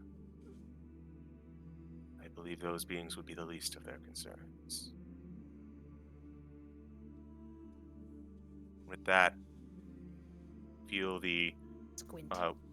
world begin to shift and shrink as you are almost pulled out of this realm and returned to the void that you were trusted to. Once more, this What? time sitting opposite you, the card holder. I'm never gonna get used to that. Nope. It is Efficiency has jarring. its price. Efficiency has its price. So do we. Can it come with puke bags? If you require healing, I can provide, but otherwise, it's always a little bit jarring. Teleportation has its own quirks and its own uses. Comfort, not among them. Yeah. Nova told us about this. Oh god, I forgot to write down its name. I have my notes open. Shit. Just a sec. It's right at the top. Oh, I'm in Nova? the wrong channel. Well, no, what was the name of the world eater? This, Rot something. the song Rot. of the song Song of of Rot. Rot, yeah. Yeah. promise I'm writing notes, Mr. DM. Good, there will be a test later. Um, Joke's on you, I have a computer, so it's always open note. So, cardholder continues shuffling his deck. Yes, quite the conundrum headed towards our little corner of the universe. Still, it's not like you would be engaging this Song of Rot directly, after all. You can thank the fortunes for that. While the souls keep it at bay, you have to find the core of the gods. Much more manageable task, but one with its own unique dangers. Zara squints. Like? The Bed of Light is known to be, as told to us, very strange. And hearing that it is the location of a sleeping god's name, puts a few things in place. Something of that power, sleeping, tends to attract others, good or for ill, for conscience or for instincts. Many strange sightings are found there. A bed of light? Somewhat of a generic name for our deserts, but again, where a sleeping god's name is, somewhat appropriate. Do I know where that is? Roll history. Can I also roll? You may. Please roll. I rolled a 3. 22. Holy shit. Very nice. About halfway into the eastern continent, there is a inexplicable desert. None can really figure out why there is a desert here when the surrounding area is lush farmland, but it is known to have a rather dangerous nature about it that attracts treasure hunters. There's in fact a sprawling city on its outskirts that attracts both fortune seekers and knowledge seekers, known as Baldat al-Kur. It is to And, the east, where not even dwarven greed will keep you safe.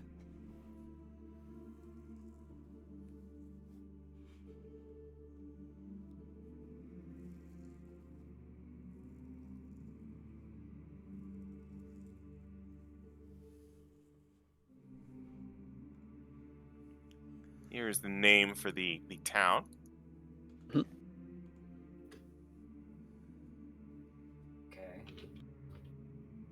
Baldat al-Kur?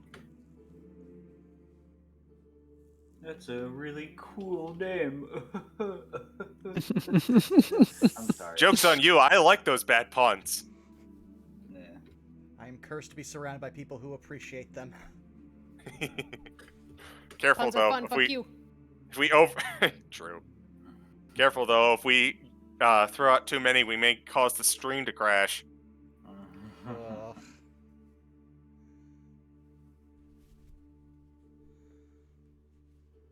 I always took you for a humorous guy, Burnout Vaughn. Thank you. Damn it! Hey. Uh,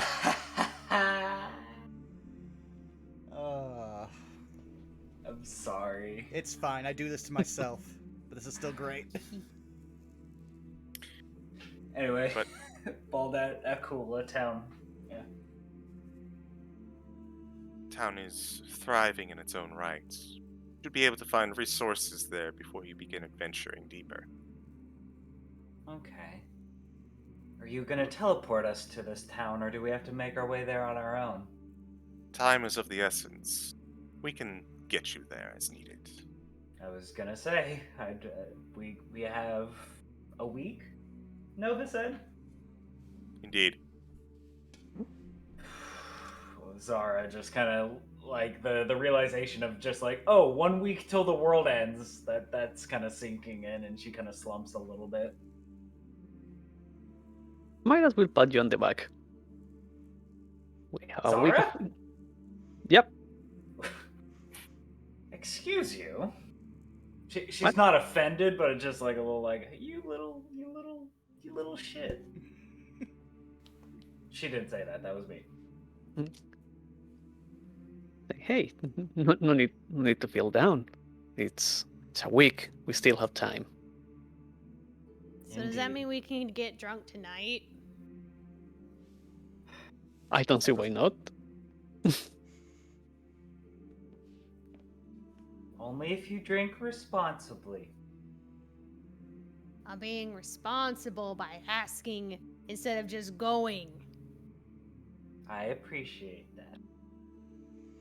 Good. Tonight would be the night, I guess. Because I don't.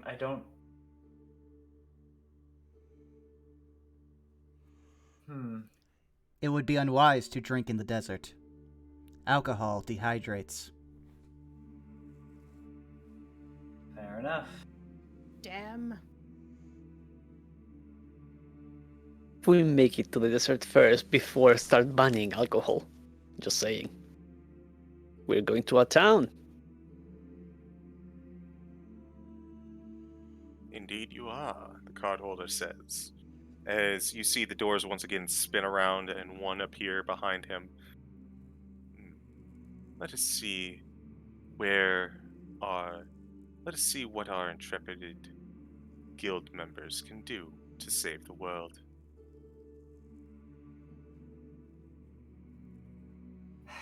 I hate deserts. I hate hot weather. As she goes.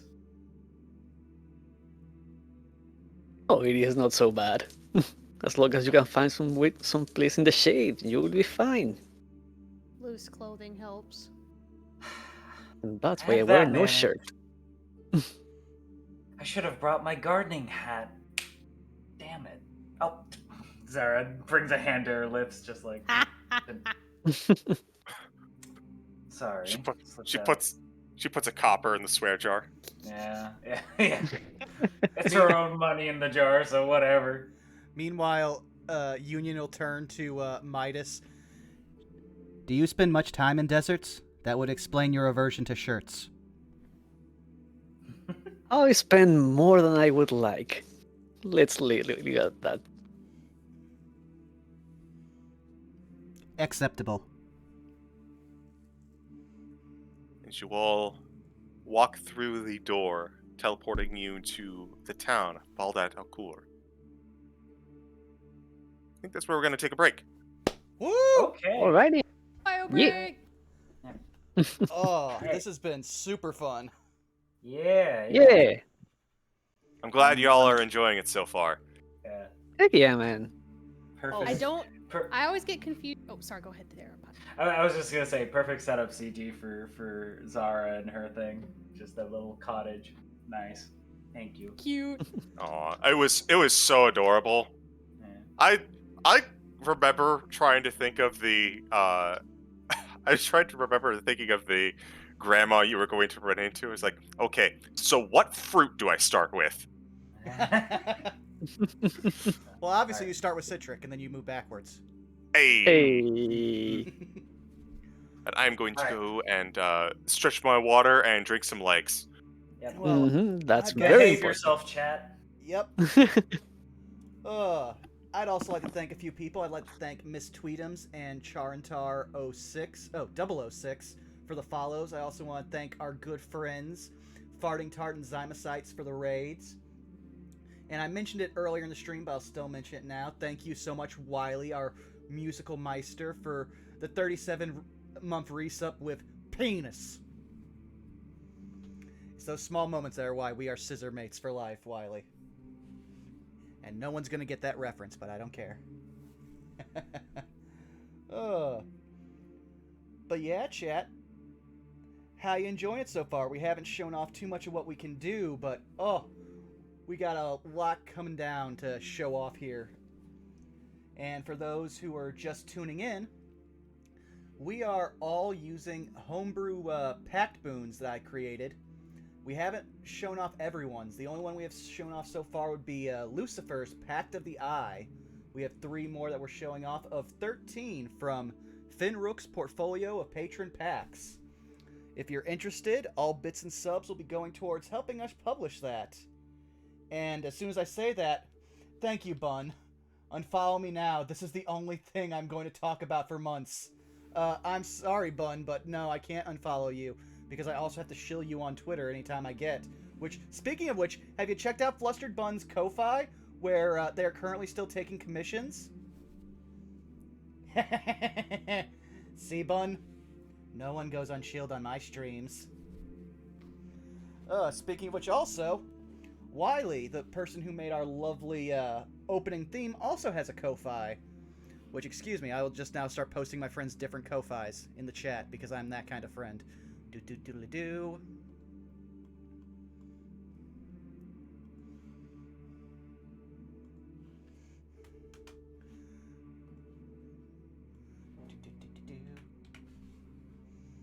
And there's Bun. Whey.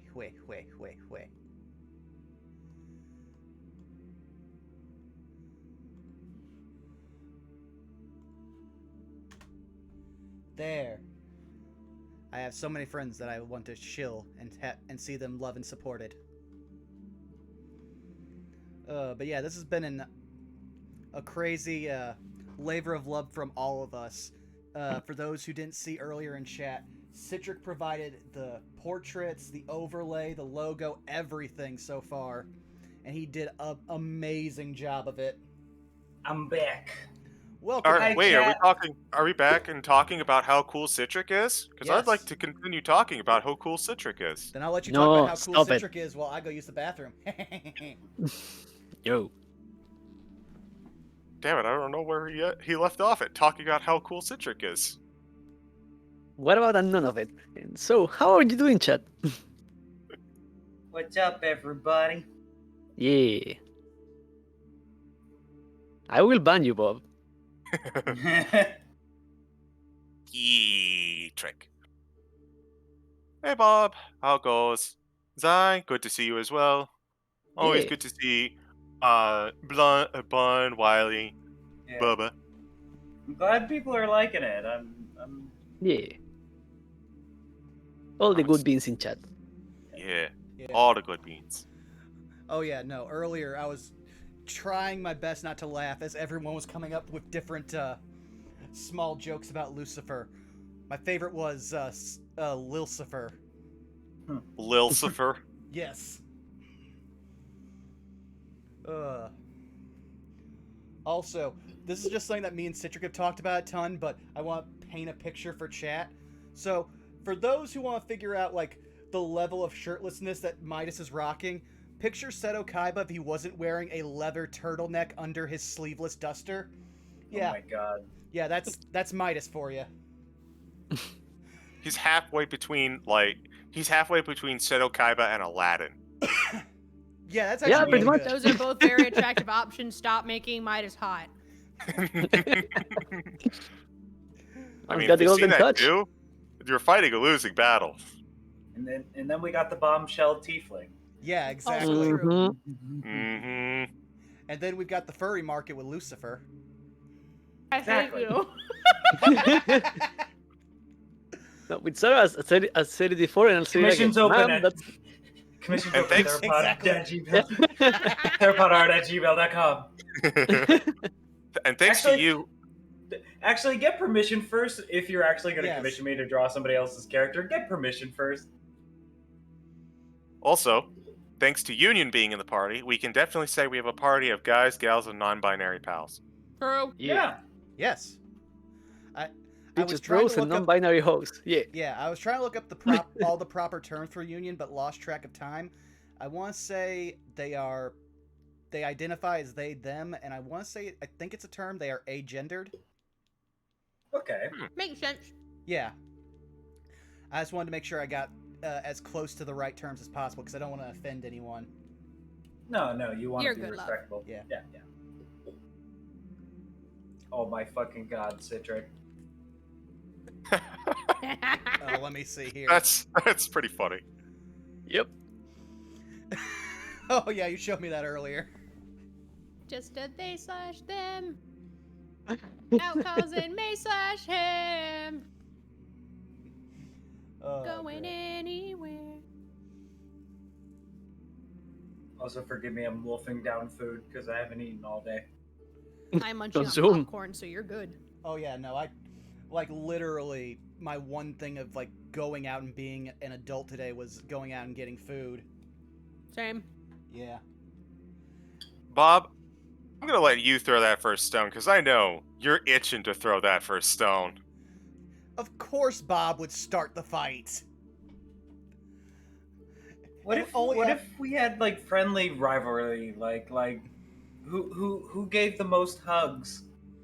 Who did Well, did I the don't most much care for what- physical contact.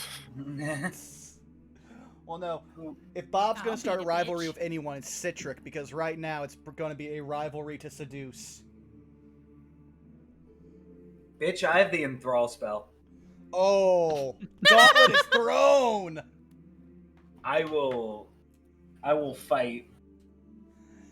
Yeah, we have a running joke in our Strixhaven game, which Bob is part of, that he will seduce anything because the first thing he got a nat 20 persuasion check on to give the smolder was a sentient heavy bag, which we call a body pillow. Eh. Oh. Yeah, Okay. he has so far only not seduced one character. Is a sentient body pillow just like a body pillow mimic, basically, or? I guess our DM is Those would be purpose- deadly. Yeah, I was about to say our DM is purposefully evasive ever since Baggy became canon. Note Kind to of like self. the flower bag babies in like home ec class that Yeah. you see like in shows, but they can talk. Oh, What would and be run the around. CR? What would be the CR of a slightly crusty body pillow mimic? Oh god. I need to know for my Oh. players. it's one CR. It would be CR. The less you know, the better. No, it's all you need to know is it's one CR lower than the butter golem. The fact that it's slightly crusty makes it cursed. It does. Yeah. Tart's got the right idea. Oh, It's either flustered CR buds. 6 or 9. The crust adds AC. Ugh. Oh, Maybe we should probably get back to the game. all I'm right. ready to go. All right. What's more horrifying? The fucking song of rot eldritch being trying to eat the material plane, or one crusty boy. They're both. Well, no. The worst part is they're both existential horror in their own special ways. Yeah. True. Doesn't the cross by default adds a hex on whatever attacking? So Wait. Okay. Take us away, CG. Please stop us. I would very much like to. So, from the black inky void that you were all recently at, the sun is blinding and is beating down on all of you pretty hard.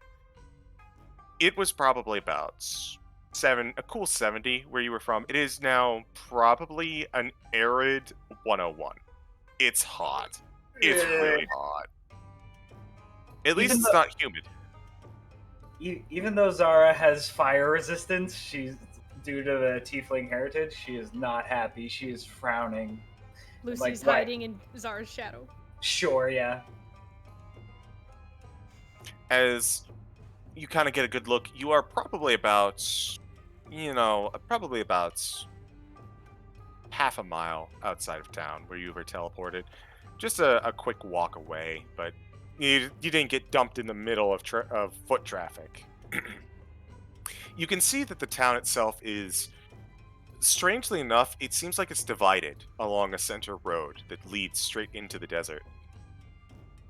On the right side, you can see a whole bunch of buildings and like stalls, perhaps, as well as what seems to be one larger building kind of sticking out at the far end, almost isolated compared to everything else. On the left side, you can see more stalls, as well as what appears to be a rather large tent in the far back. But of course, the main draw is the center road, which, as previously mentioned, is lined with business. hard to tell exactly what business that is, but all the foot traffic seems to be going through here. Hmm. 1 second. So, Union will hold up a hand. Allow us to prepare.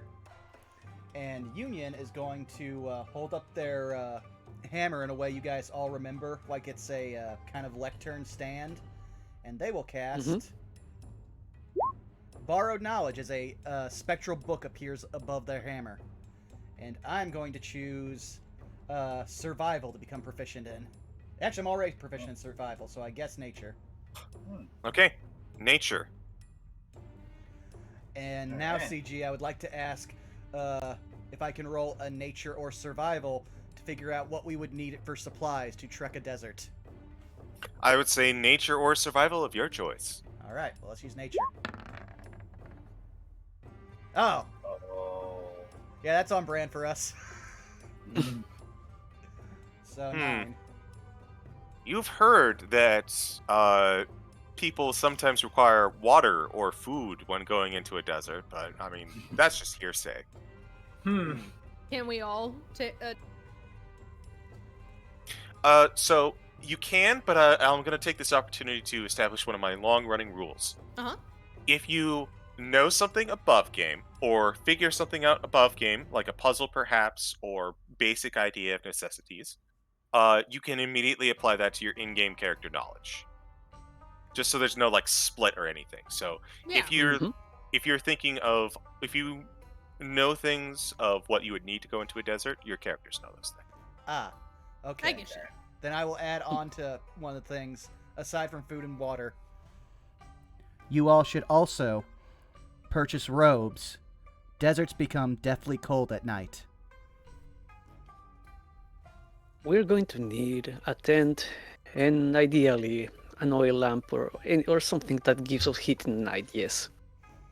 As far as food, don't worry about that. I have you covered. Because remember that I have the create food and water spell. I was about And to I say, have "Do we these." Eat you?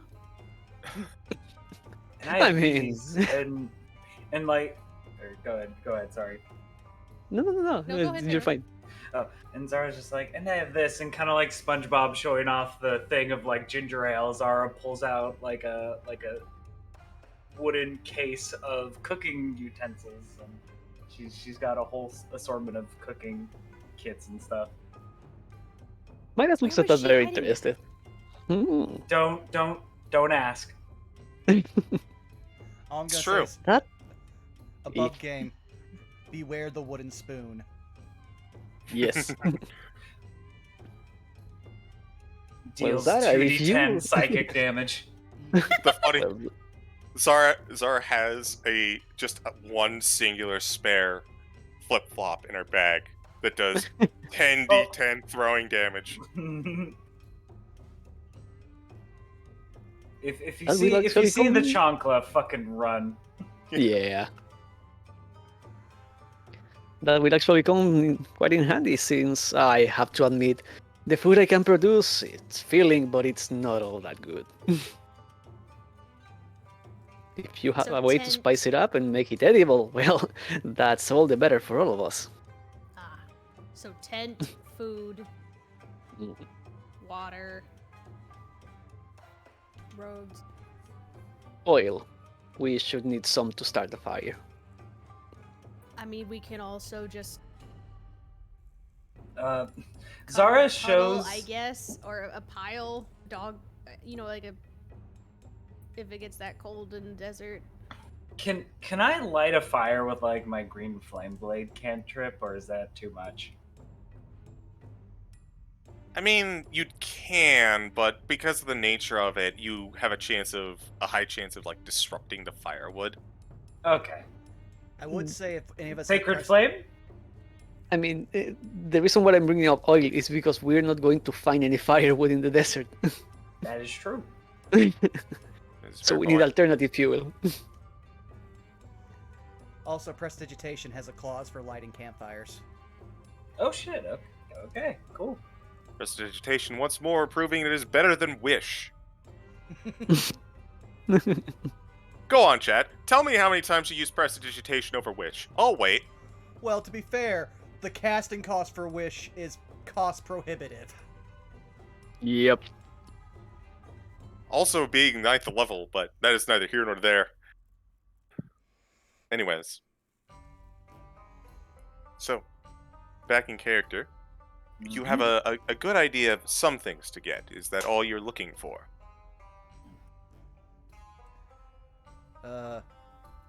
We should also inquire to any ruins or places of interest within the desert. Also, if we want to have any mounts, we don't know how long the trip is going to be, and we are on a timer. Mm-hmm. How about who wants to go get supplies? I have no issue with that. Neither do we. Okay. How about you two get supplies, and maybe Lucy and I could figure out mounts and where this bed of light is. Oh Sounds god, good we're to me. splitting the party. Oh god, oh god, I regret this. Oh god! It's within one town. We should be fine. Let's put it this way. The most responsible is with the least responsible right now. Yep. Union and Midas make a left, and they find, like, a beholder just hanging out in an alleyway.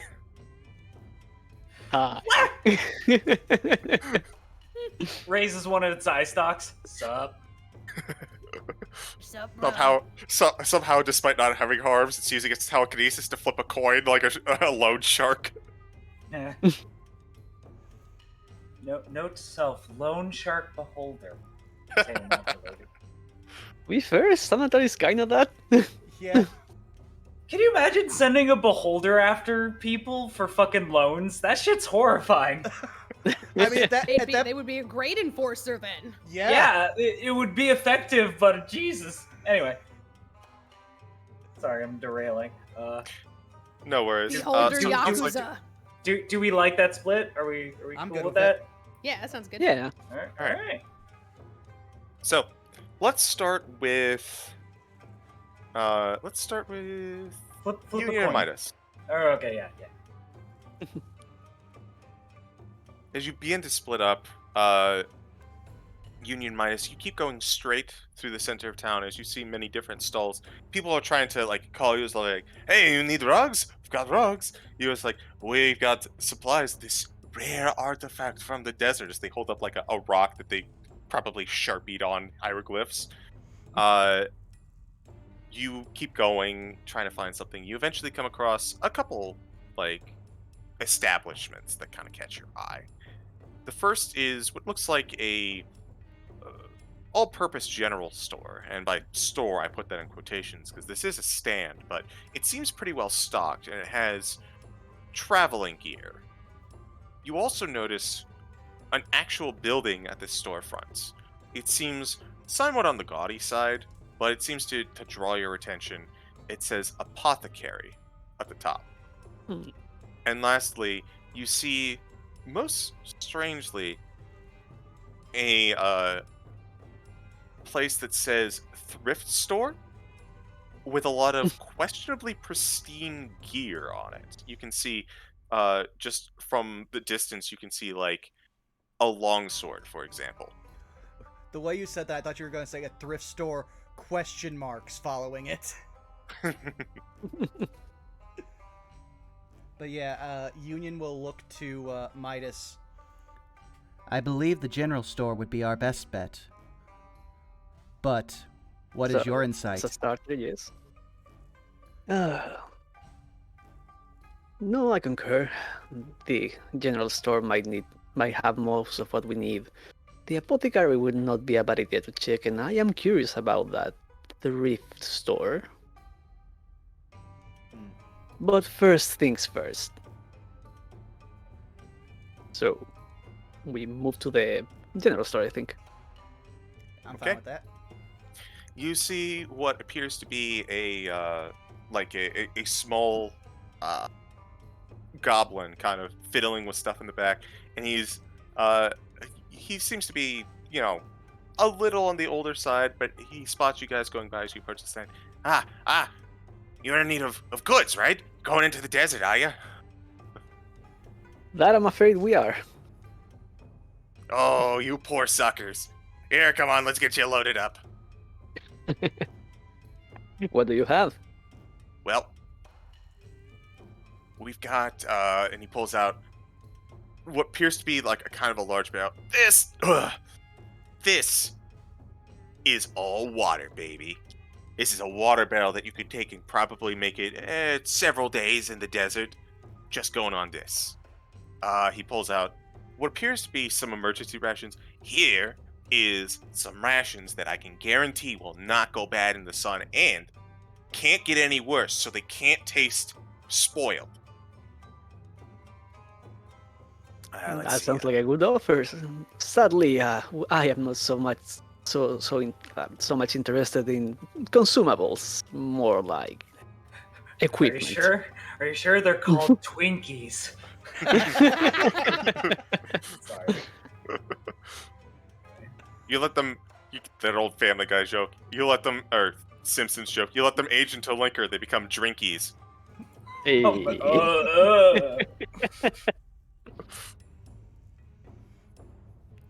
It's like, okay, you don't need food, you don't need water, that's good. So he kind of sniffs the emergency rations. And he kind of goes back under, he pulls out, you look like you're prepared. You probably know that you need one of these. And he throws out a large tent that is white in color. Now, you always got to do a white color tent because a black color, that's what they sell at the other stores, but not old Gizmo. Gizmo knows you get a black tent, you're going to absorb all the heat. It's terrible. Yep. How many people can I see? Like, how big is the tent? Can it house the 4 of us, or? This tent is probably big enough for 2. Okay, so we are going to need 2 of those. We go ahead and Enough. put that down. Mm-hmm. We will also need oil and robes. Robes. Oh, you're sharp ones. Okay, so he blinks for a few seconds. Wait a minute. Why do you need? I know why you think you need robes. Are you guys planning on going out at night? We do not. We don't know how long we will be traveling, so we have to be prepared for both. Okay, and he takes kind of like the fine robes that he has. He puts them into the back. He's like, here's some robes I'm more willing to part with, and he pulls out slightly less nice robes. Okay, we'll get some of that. And you needed oil, you said. Mm-hmm. Okay. Let me see if he actually has oil, because that's a little more off. You know what? I do have some oil, and he pulls out what appears to be a couple lanterns, and he's like, found these off of someone who didn't think they needed them anymore. There should be enough oil in here for probably several hours of night of darkness. How big are the lamps? Like, are they going to be any good for heat or just light? Oh, you're looking for heat.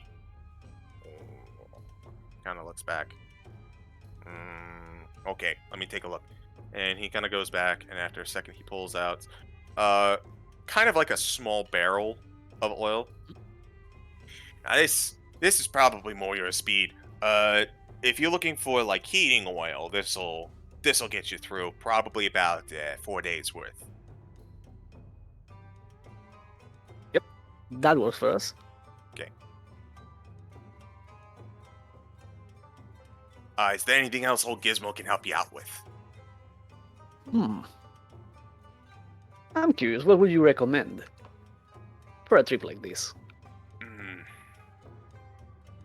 Well, personally, if I were you, I'd probably see about getting a ride of some sort. protection couldn't be a bad idea either. And he kind of gestures over to the tent that you saw. You could get some of that over there at Whirlwind's Rest. And then he kind of looks back to you. And if you're looking for something, to deal with something you might find that's particularly nasty, I think that one over there, he gestures to the thrift store. He's got some interesting wares today. Of course, if you need something more to keep you alive or something magical, this jerk, and he kind of gestures to the apothecary store, this jerk technically has things that he can use to help save and prove his business and take more of old Gizmo's turf. I get that you don't get along very well. He is eating my property bit by bit with all of these additions. Have you seen how garish this thing is? It's rather large, yes. Oh, don't worry, Gizmo.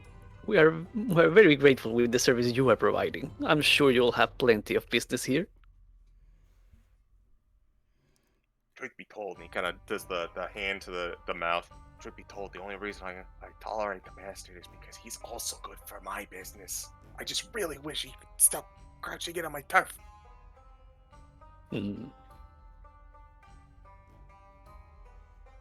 Well, as far as what we need, I guess we are covered. Anything else you can think of, Union? No. How much for these supplies? Let's see. The oil is going to be the most expensive pot, and he kind of pulls out. He's kind of like mentally doing math, like he's doing on abacus. This is going to be okay. So the oil. That's going to be 65 silver for the whole batch. Acceptable. Sounds like a risk. I was about to say, Union will put down the 65 silver. Thank you kindly. And he's going to scrape it all together. Go ahead and add, let's see, 2 tents, 1 barrel of oil, and what was the other one that we picked up? Robes. Robes, yes. Add 4 robes to your inventory.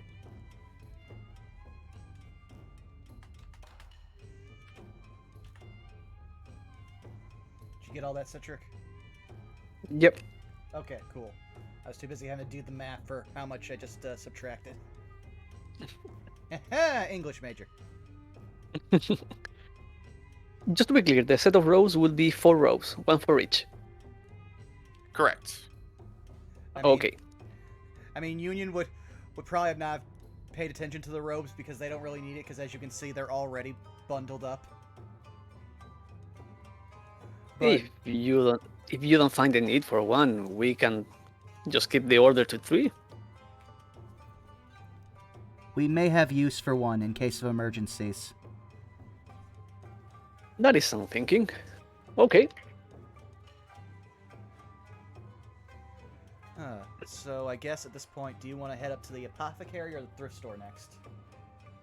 The apothecary would be a good idea. Okay, I'm down for that. Yeah.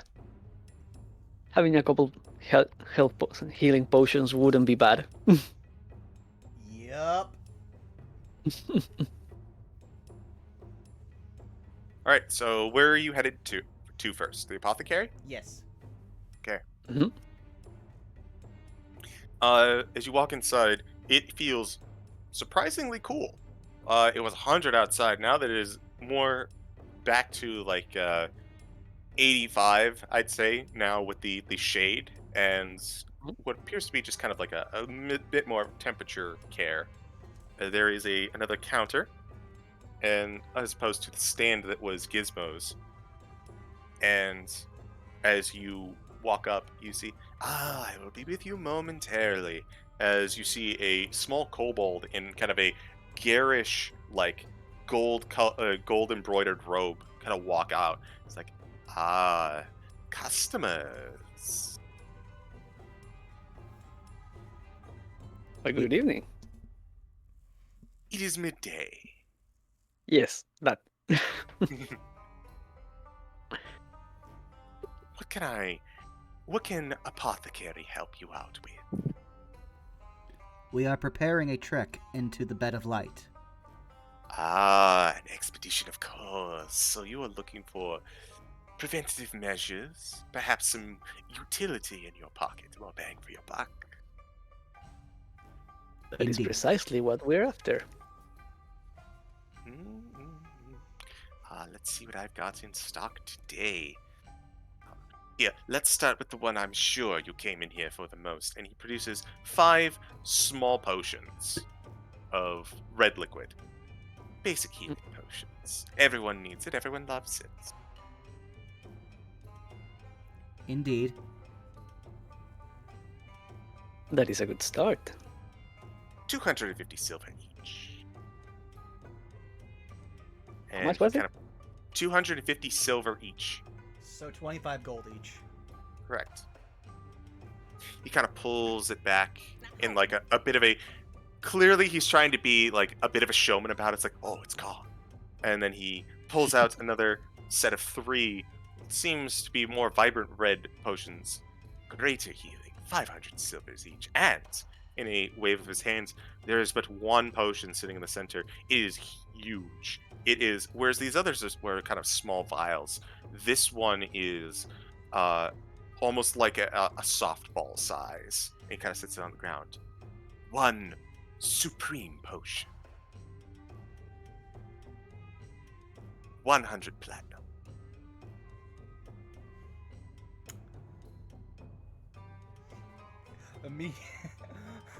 Immediately, Union. Midas will cock an eyebrow at that. I was about to say, like, before Midas could do anything, Union is just going to reach a single finger over and push the Supreme one back closer to the guy. We will not be needing that. People, everyone thinks it's too expensive until they find themselves slit open and dying in the sun, but understandable as he pulls it back. This is my traditional healing wares, but I do have a few that if you're more interested in purchasing. Such as? In kind of like a sleight of hand trick, there's now a kind of like a bottom-heavy vial as he places on the table. Potion of fire breathing. Bit of a orange and kind of slushing around liquid inside. 750 silver.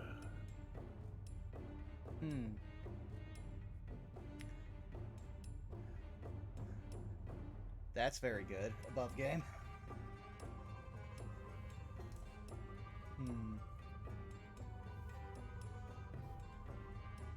I think our allies could have use of that.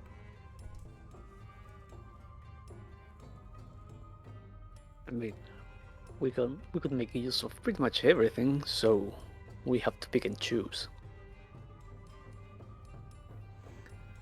The minor What do you healing, say? Yeah. the minor healing potions. We can afford all of them. But we have not gone through all of my wares. I still have 4 more potions if you're particularly interested in. Please, show us. He pulls out another vial. This one is basically, it looks kind of like a Scotch decanter, like a square glass vial, and it looks kind of like amber in the center. A potion of watchful rest. Very useful, but also very easy to make. 1 drink of this, and you can stay up the entire night and feel refreshed as a daisy. What are we interested? How much is that? I did say it's easy to make and niche but useful. 100 silver.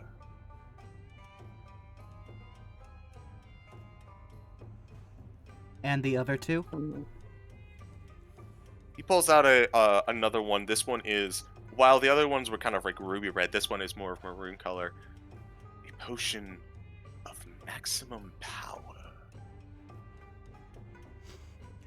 If Union had eyebrows. Elaborate.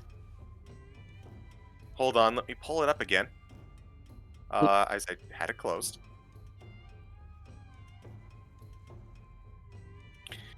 So, the potion of maximum power applies to the first spell that you cast of 4th level or lower. The spell that you deal damage with, you no longer have to roll damage for the cast. It just does max damage. Ooh. Looks at smite spells and spell list.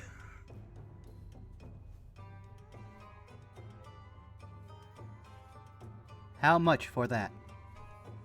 10 platinum. Mm.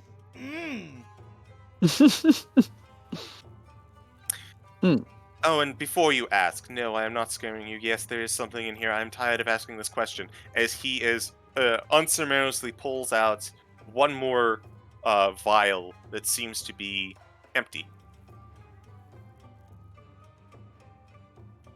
It is exactly as it looks. Nothing. Which is what you would look like as well, for this is a potion of invisibility. Much more useful than some of the others on this list, and probably my most useful potion. 50 platinum. Is this what the humans would call irony? Mind if I inspect it? Absolutely. I want to just make sure that if I shake it, I feel liquid inside. Okay. You take it and you kind of swirl it around a little bit. Mhm. Apothecary in the back just kind of laughs. The usual response. There is liquid in there, and you can feel liquid sloshing around. It's a heavy liquid to kind of help denote that there is something inside.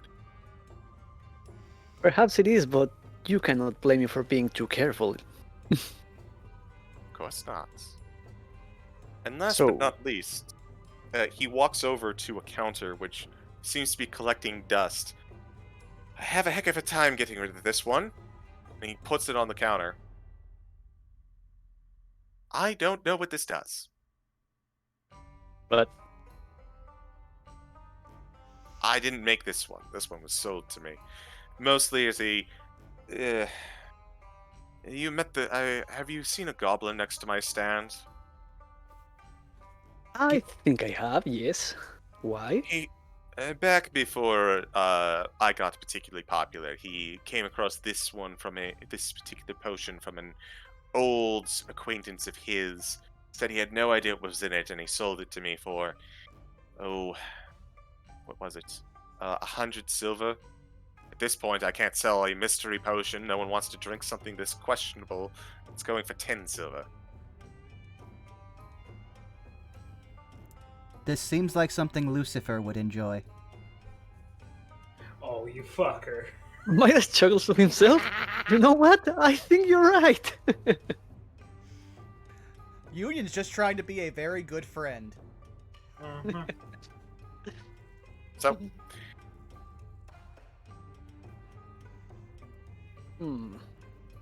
So, above game, I think we're definitely going to take all of the minor healing The potions. 5, yeah. Mm-hmm.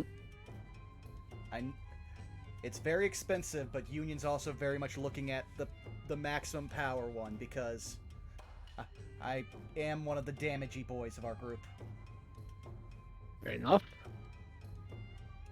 Which one was the orange one? Fire The breath. second potion. Ah, fire breath. Okay. Yeah.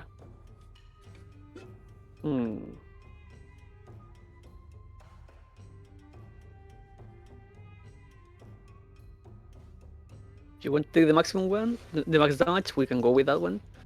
I am thinking whether or not to take the invisibility one. Not all that convinced. Yeah, well, also above game we don't know everybody else's spells, so Mm-hmm.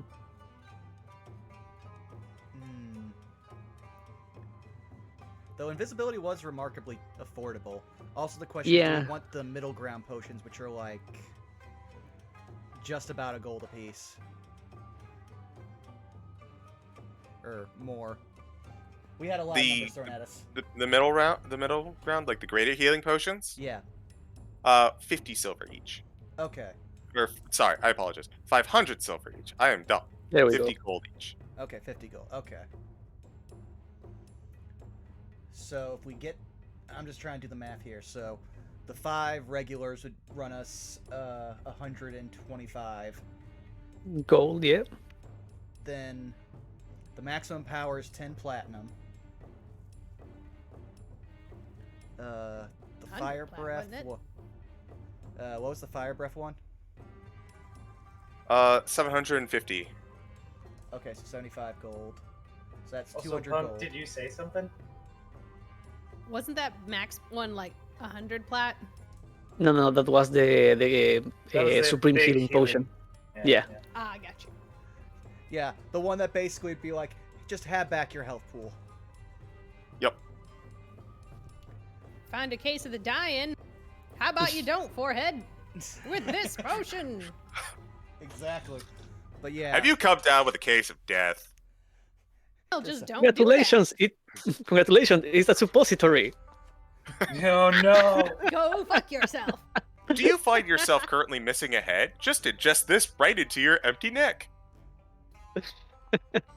Note, we cannot guarantee that your hairline will come back.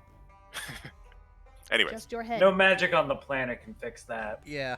So, from what we're looking at, if we just get, say, 2 of the greater healing potions, all 5 of the minor ones, and the maximum power one, that's 325 gold. And if we get the plus another 10 silver for the The mystery mystery potion. one. And I still think the fire breath one would be another good one to get, and I think that covers most of what we would want from here. So we're basically taking everything but the the supreme potion. The supreme and the invisibility. I will Also also the- point out, Oh, go ahead. I would just like to point out that there is one more store in case you want to save this for Yep. later and come back. Okay. I say we took this one with the party because so far it's the biggest like spend. Mm-hmm. Yeah. Union will nod and then look to the owner and be like, "How long will you be open? We may return with others." I have all the rest of the day. It is high noon, and I close up in 8 hours when the sun sets. Very good. We shall return. We will be taking the minor healing potions for now. You have only 5, and we wouldn't want to miss any of those getting sold through the day. Ah, fair enough. So that's 100. That should be Yeah. 1,250 silver, please. Mhm. So I just hand him 100 gold and 2 platinum. As you hand him the gold, he's like, "Dear God!" and pff, he slaps it out of your hand. Keep that away from me.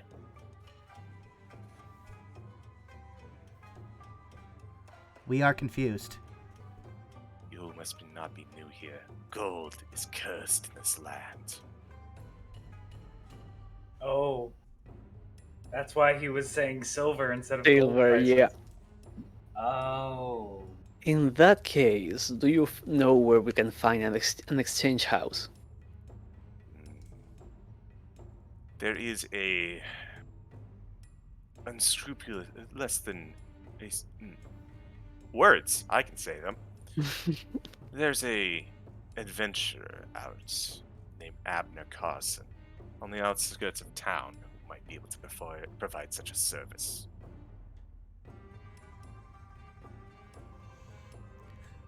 Will platinum suffice? Platinum is perfectly acceptable. No hard feelings about the gold, but it is a very touchy subject about here. I might be one of the more calm ones you run into. Very well, as long as you can provide change. Indeed. Just not gold. Yeah, okay, so Union will pull out 2 platinum since it's 1,250 silver, so if you want to do the conversion rates for my very dumb caveman brain. Alright, so that would be it'd be 2.5 platinum per potion, I believe. Yes. 2.5, I'm trying to think. So it'd be 10 platinum for 4, and then 2.5 for all 5. Okay, 2.5. So yeah, so 3 platinum and then just give me the rest back in silver. Alright.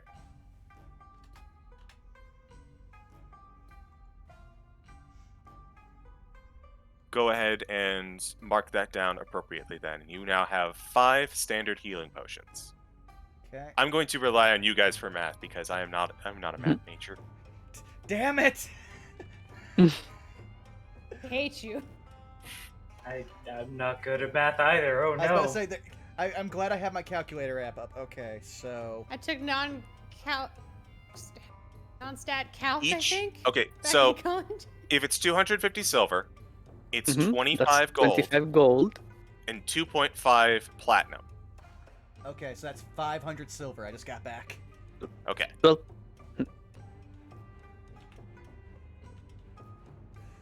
so just to be clear, how much did you spend on platinum right now? I spent 3. 3 to get back 3. change. Yeah. Yeah, no. but- If it's 2.5 per potion, that makes 12.5. 12.5. Okay. So I am down to 8.5. Am I getting that right? That is correct. Perfect. 2.5 times 5 is 12.5. Okay, I have 8.5 platinum. Okay. All right. As you collect your potions, we Mhm. will. Did you want to? Were you going to check out the last store, or were you going to go to the money person? I think going to the We money lender can- is smart. Okay. Yeah, and we can go. We can check the last store with everyone else after we've sorted out the potions. We have to Oh. come back here anyway. Yeah. Though Okay. I will say, like, Union turns to, as they leave, Union will turn to, like, Midas and just go, "The idea of gold being cursed is sacrilege to dwarves." I am not all that kind in rejecting money in general, so I can agree with that. But whatever the custom it is here, it must have some sort of reason. Which has me worried, and we may want to get rid of ours. Very well. Also, and he pats you on the back, we will sort out the expenditure at some point. You cannot just go around wasting all of your money, my friend. It is fine. I require very little in living expenses. Actually, let me amend that. We require very little in living expenses. I am very bad at remembering my own pronouns in this game. It's fine. All good. As you wish. Wow, I can't believe Vaughn is going to have to cancel himself. Like life. To be fair, I'm surprised I haven't been canceled already. But if you're going to the money lender, is it all right if we cut from here to visit Oh, the of other? course. Yeah, perfectly fine. All right. All right. So, Lucy and Zara, you were looking for. Remind me what you were looking for. So we're gonna get mounts, and we're also gonna try to learn where the bed of light is, where we're going. Okay. So, as you are kind of like talk through the people in town, and they direct you towards the large tent at the far back. As you Like do, Like I think I would try to find like people, like if there's like any specific tavern that like adventurers would go to, or a tent for like adventurers, people that go around the desert basically. okay, there is a tavern available. Is the it is the Last Drop, is the name of it. Okay. Tavern first. Looks down to Lucy. Yeah, I kind of want out of the sun for a bit. He says, hiding in her shadow still. Fur is pretty Alright. rough on someone like that. Yeah. Let's get you indoors. Yeah, let's go into the Last Drop. All right. As you do, it's on the south side of town as the locals direct you, and you do notice sitting in the center of town is what appears to be a large statue of some sort. It looks to be a humanoid. It's hard to actually pin down exactly what they are, but Does it look like the statue Nova was in front of? It does not. Nothing looks Okay, like the okay, statue okay. Nova was in front of. Okay, I just thought I'd ask. Yeah, fair enough. If you'd like to investigate it more in depth, you can. Can I just kind of look at it as I'm passing by with just perception? Sure. Just a perception then. Yeah, what? A 12. Something's off, but it kind of looks like a cat person. Yeah, Can Lucy look? I mean, as we going? sure. If you'd like to take a perception check. Oh my 22. god. Lucy sees all. Lucy does see all. Lucy is well. Then that's advantage too. So you get another roll. Beat a 22. No. Okay, stick with That's the a nat 22. one. Yeah, we'll stick with the 22. You sure you don't want to take the nat one? No. Be funnier. No. Listen, Lucy sold his soul for a good pair of eyes.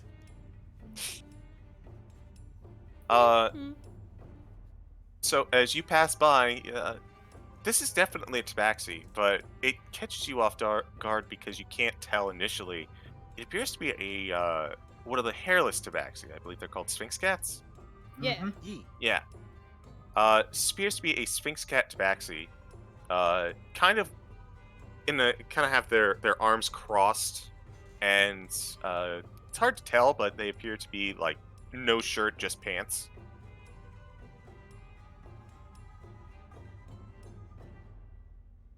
And they're what, like behind the bar? You said.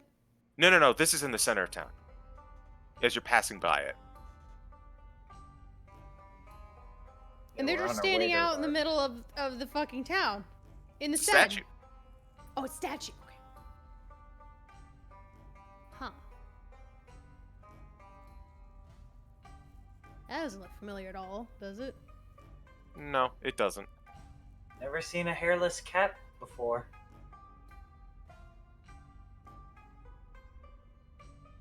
But as you Oh. They're continue, around. yes, You know, it would make sense with the desert. Can't Having imagine it being happy Mhm. here, though. I mean, it would have to always be indoors or always under a robe. But then again, I think most people are when they're in the sun like this.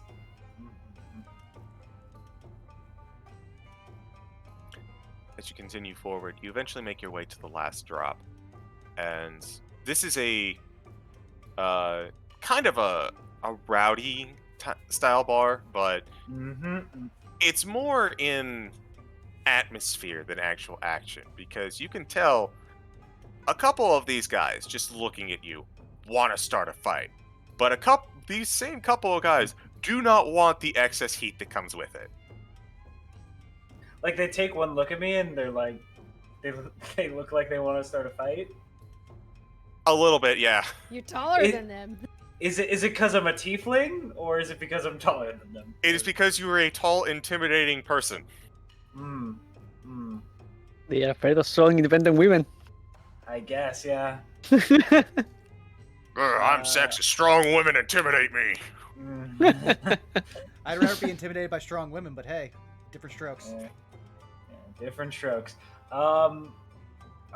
Do I see anybody that doesn't seem that intimidated by me? That just kind of There are a couple. Like, there's a couple people who are just kind of hanging out at tables, kind of minding their own business. There's a guy in the corner who's just desperately trying to get out of the sun and who's drinking water. The bartender is this half-orc gentleman who is just cleaning glasses and very much has that look of, God, I wish this was 5 o'clock already.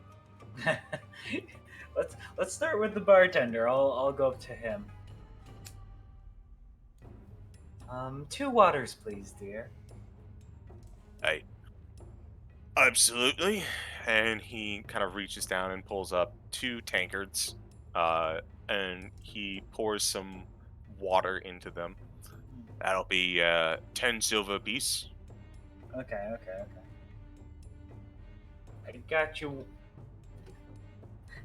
you water, Lucy. Oh, thanks. Hey, I've got an idea to deal with these guys. Zara looks over to the mean-looking dudes. Oh, well, we shouldn't bother them if we don't have to. No, I've got it. All right, I'm all ears.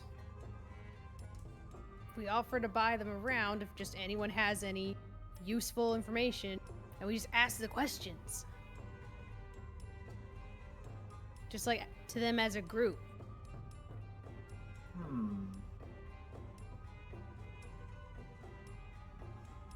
I was first thinking of asking the bartender for information, but if we want to try a whole group of adventurers, might be worth a shot.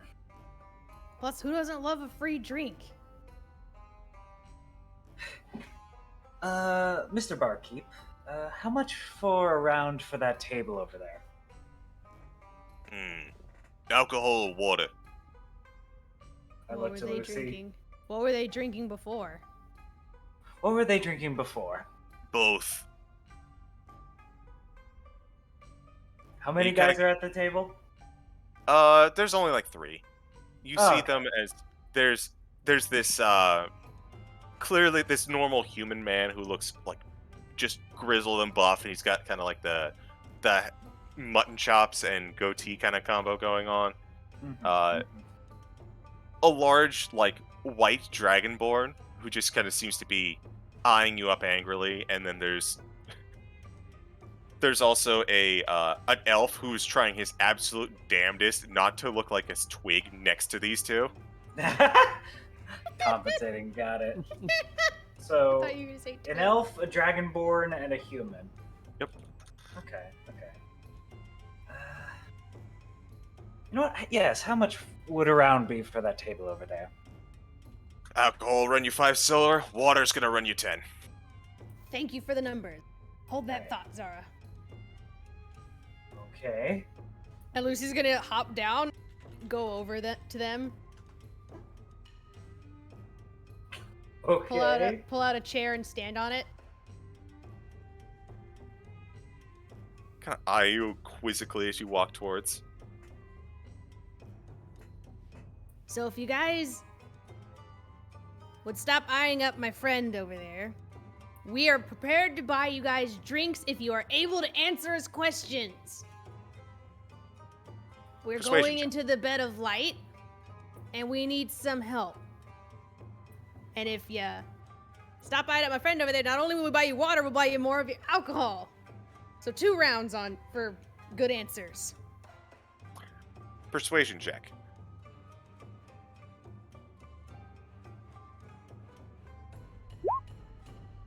Oh no. 11. Okay, they got to roll for it. Well, that's a 9, so Oh. they look to you and it's just like, I'm always up for some free drinks. You see the elf is like, no, but we're just gonna let these people just walk all over us. You're trying too hard. Okay. Exactly. You guys look like smart guys. Who doesn't love a free round? Hey, And free he'll gesture over to Zara, like waving. Like, you give me a thumbs up, and I'm like, okay, yep. And then I slide the barkeep 10 silver and 5 gold. per person. So that will be. Oh, okay, so times 3. So that would be. Hold on. That would be 15 silver, 45 silver. So 45 silver? Correct. Okay. I can do that. I have enough for that. I slide him the silver. Thank you kindly. And Zara will wink at him, but realize she has one eye, so it just looks like she blinks at him for a second and then just walks over to the table. Hello, gentlemen. Zara sits down. Is she the tallest? By a mile. Yay. Yay. You all watch as as you sit down, like the human just ever so slightly moves their chair backwards. Hey, what can we help you with? Appreciate the drinks. Oh, don't worry, I don't bite. I'm sure my catty compatriot told you we are looking to find this bed of light temple. Is it a temple? Some sort of place in the desert. And some hardy adventurers like yourself might know the area better than us. We're new in town. We might have seen something like that, the human says. Yeah, something like that, says the elf. And then the dragonborn just kind of looks at the two. It's like, oh. He kind of puts his two fingers to his forehead. The machismo in here is violent and noxious. The Yes. White Dragonborn said that? Yeah. Okay. What are you looking for? The White Dragonborn says. Don't worry, darling. Not my first rodeo. We are looking for. I look to Lucifer as like, do we tell them everything, or do we kind of withhold information? You could call us archaeologists. It's a site, something about religious. Some school is paying us to go find some artifacts for them, or at least report on it. Deception. Oh my god, come Also on, roll 11. 20. Come on. Well, they're rolling worse than you. Yay! Okay. They actually rolled the same as you, but with a much worse modifier. So the human and the elf, they just kind of like sure, whatever. They don't question it. The White Dragonborn kind of like eyes you a little bit, but you get the sense from him like even though he doesn't quite buy that, he doesn't care enough. Like he knows if stuff doesn't need to be said, it doesn't need to be said.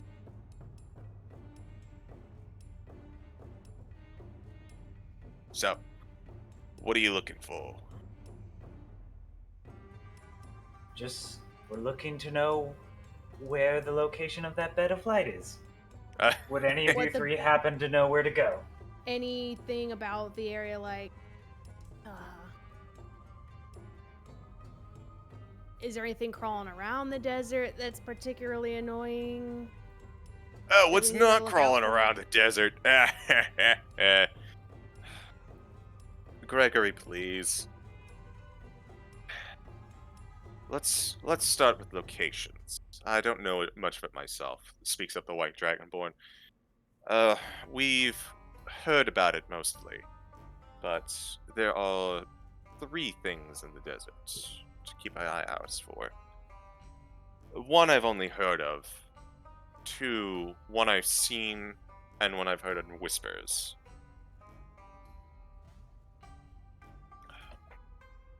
Very well. If you look out to the far, and he's gonna draw you like a little bit of a map. We are here, and he kind of points you down to the bottom left corner, right? Okay. And he, just for like perspective's sake, he puts near the bottom left. He puts his hand to kind of like the right side, and he says, "In this area, there's a geographical monument. No one's exactly sure what it is, but it resembles a very large, like, wing-looking structure. But not, like, normal, and it's very degraded. People have called it the wing, but we're not entirely sure exactly what it is.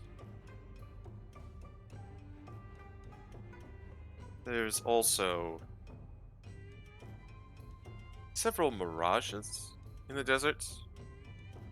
And it's common. We hear about mirages all the time, but the unfortunate thing is that we've heard one in particular keep popping up. The same mirage. Oh, a constant. Indeed. And Weird. obviously such a thing is concerning in its own way.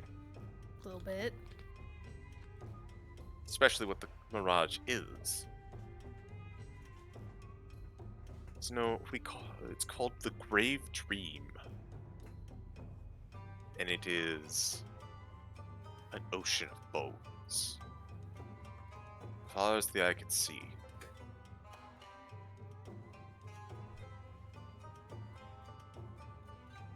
This last one, I'm not entirely sure. This one I've heard about more from rumor from a Wanti girl that came through here, mentioning something about a seat of Zahak. Not exactly sure what that is, but she seemed quite earnest that it existed, and was quite fervent about heading into the desert to find it. If you find the girl, she might have more information on such a thing.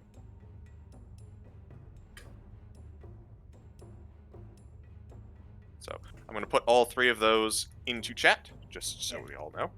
I've been taking notes, but thank you. Same, thank you. Alright.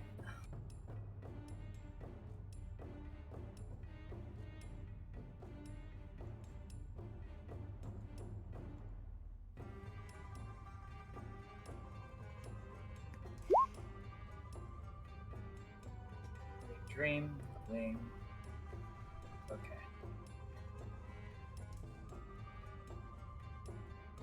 Alright. Hey, I was right on the spelling. Fuck yeah. Nice. So just for clarity, the Mirage they've seen, like, which one they've seen, which one they've heard about, and which one's the rumor again? Or how was it? The wing they have seen. Okay. The Grave Dream is kind of like the rumor. Is The a lot of rumor. people have heard it, but no one's got any solid. The Okay. seat of Zahak is the one they just heard about. Just heard about it. Okay. Alright. Notes taken. Yeah. Alright. Thank you for giving us the warning of potential hazards, but anything about this bed of light? My dear, this whole desert is the bed of lights. That's what it's called. Ah. Right.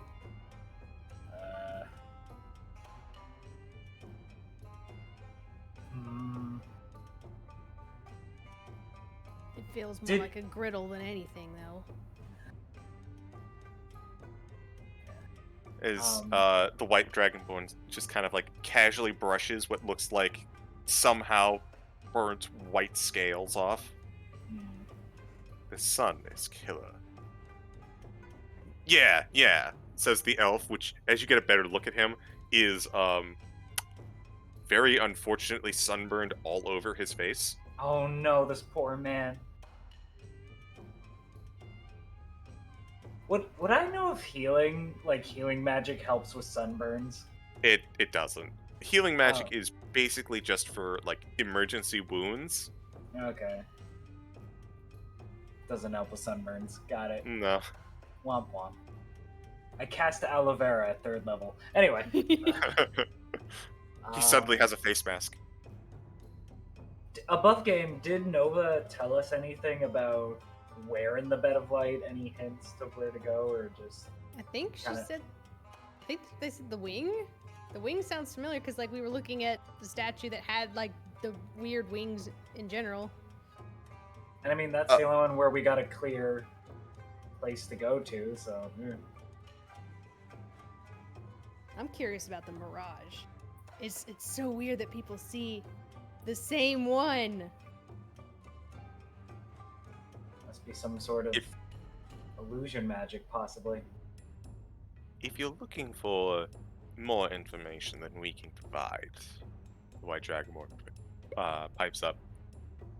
There are individuals more versed in the desert than us. There's the Whirlwind's Rest, which is a caravan company that's kind of on the regular, travels along the desert, though not to its far edges. And there's also the Yonti girl that I mentioned before, who had a keen interest in this seat of Zahak. They might also know the more details on some of these other pieces. Caravan and a Yuan Tea girl. Mhm. Yeah, she's the one who mentioned the seat of Zahak. Okay. The company's definitely interesting. A business knowing that it regularly goes in the desert would be perfect to ask for any, other prep questions we might have. Yeah, I think finding the Whirlwind's Rest would be a good option, and perhaps they might have some mounts to spare. Or at least for rent. Kill two birds with one stone, as they say. All right. Do we have anything else for this punk? I don't. Okay. Well, gentlemen, it's been an absolute pleasure, and yeah, stay hydrated and in the shade. Please, says the elf. Oh, walk it off, Tony. What did he say? He said, said, please. Like, please to what? Please, like, let Please me stay. stay in the shade and all that. Yep.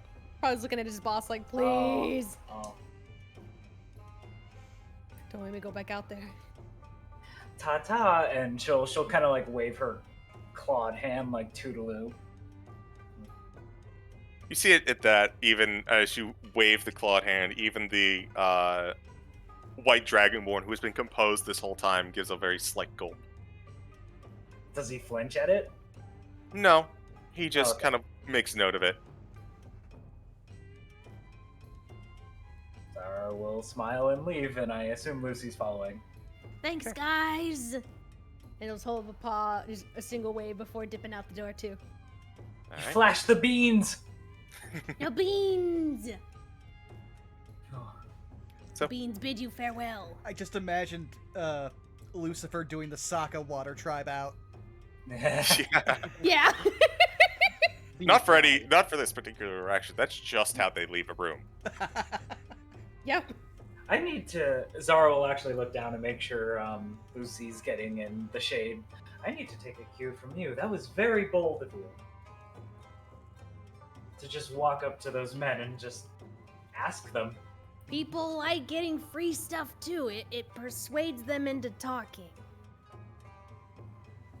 I was gonna use some magic, but I guess money worked.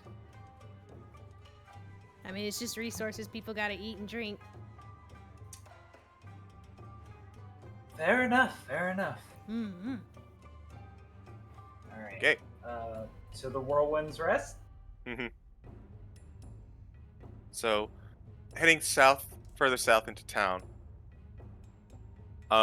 you eventually come across this large tent, which does have Whirlwind's Rest kind of like embroidered in a big sign.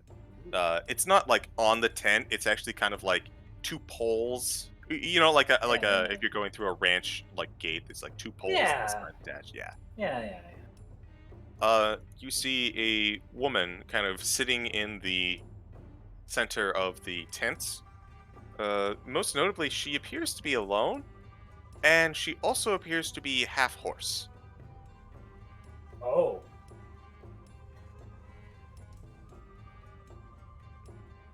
Centaur. Okay. As you two approach, you get a better look at her. She's got a rather large. You mentioned it earlier. She's got a rather large sun hat, and what appears to be kind of like a scarf and two sabers at her sides. And she's currently kneeling down like a horse would, but as you enter, she kind of stands up on all fours. Ah, customers, perhaps? Perhaps indeed. Hello. I'm Zara, and we're looking to procure some mounts and also some information, perhaps. Vega Kardash, and she holds her right hand out to shake your massive clawed hand. I will gently shake her hand, and even though I'm using the clawed hand, I'm not like crushing or anything. It's a very dainty sort of. Mhm. How do you do? Which is weird because on her end, she has a very firm handshake. And this here is gesturing to my companion. Lucy. Well met, Lucy. She offers the same handshake, and it's like grip. It's hard to tell from your end, Zara, but Lucy, it's a bit more obvious. It's kind of like gripping iron. Okay. She has a firm handshake. I like Bunga you bunga. already. Thank you kindly. Now, what can the Whirlwind's Rest do for you? mayhaps we could borrow some mounts to travel in the desert? We're looking for something. She kind of has this kind of like, you know, that face in anime where it's got the little kissy thing and they look to the side while they scratch the other side of their face. Yeah, the thinking face. Yeah, it's like that's a little tough. We don't we're a caravan, but we're our own rides. Ah, I see. Well, in that case, could you answer a few questions? I can. What would you like to know? We're looking for.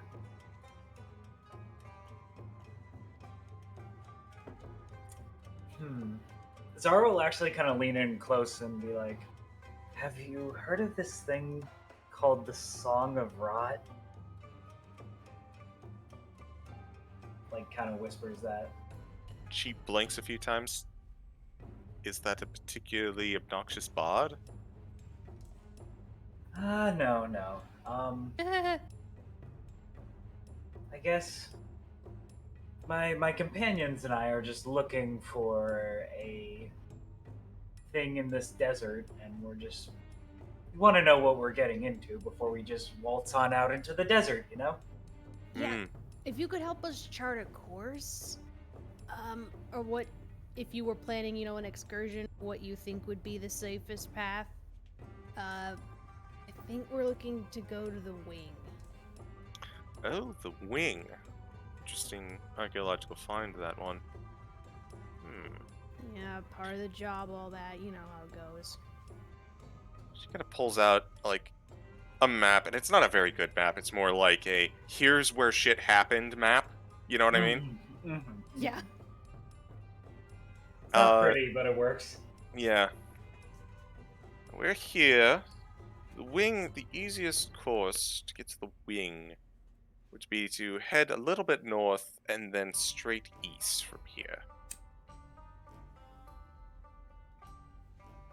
Now, do you have anything else, since I have the map out? Can I look at it? Sure.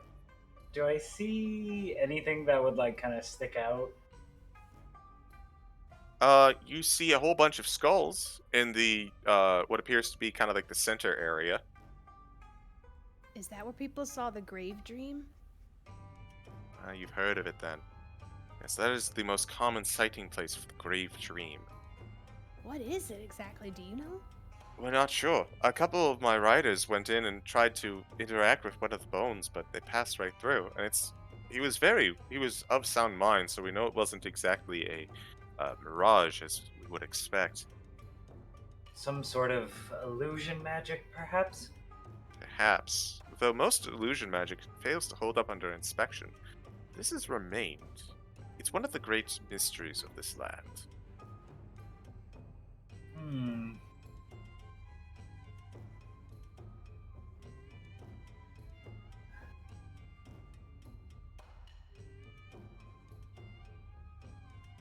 You- I'm sorry, I have nothing. I'm pondering. You're fine. Yeah. We asked around town already. Did you happen to see a Yuan Ti girl mention, like, a seed of Zahak? Oh, wait, hold on. You're familiar with the Wantigo. Like I said, we asked some people around town already. We were trying to get, just the best idea of how to go about the desert and not come out looking like seared shellfish. Yes, that too. You were wise to seek that sort of thing. I will say that our services are available for some escort. We unfortunately can't guard you the whole way there, but we can keep an eye out for you if needed. But if you're looking for this Wantigo, she was in here the other day looking to purchase our services, but she unfortunately could not afford the price. I imagine that she might be back in the Merchants District trying to find and sell objects to perhaps pay for our protection.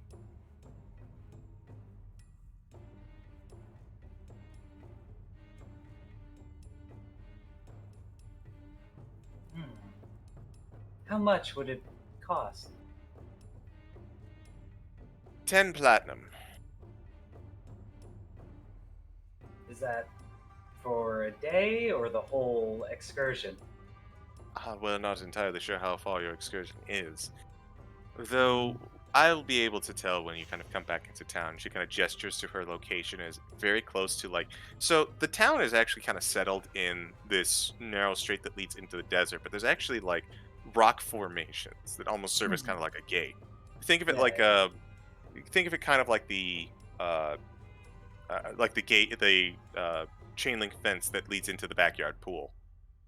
Yeah, okay. Yeah. Nice sort of rocky, sort of. hmm It's hard to escape our notice when someone comes back from the desert, and generally, between you and me, it's often a sign of good fortune for those individuals.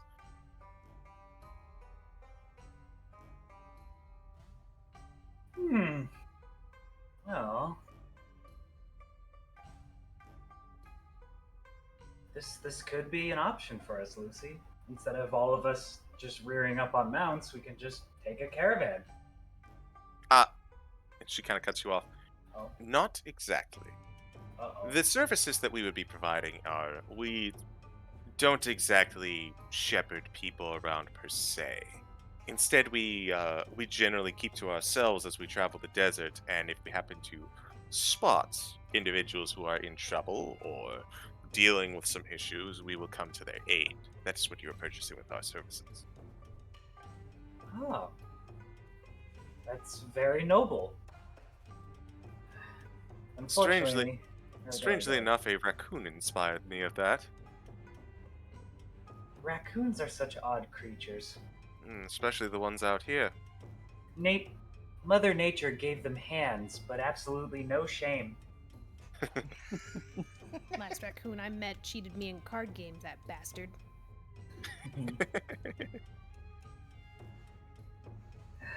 But well, it's at least an option.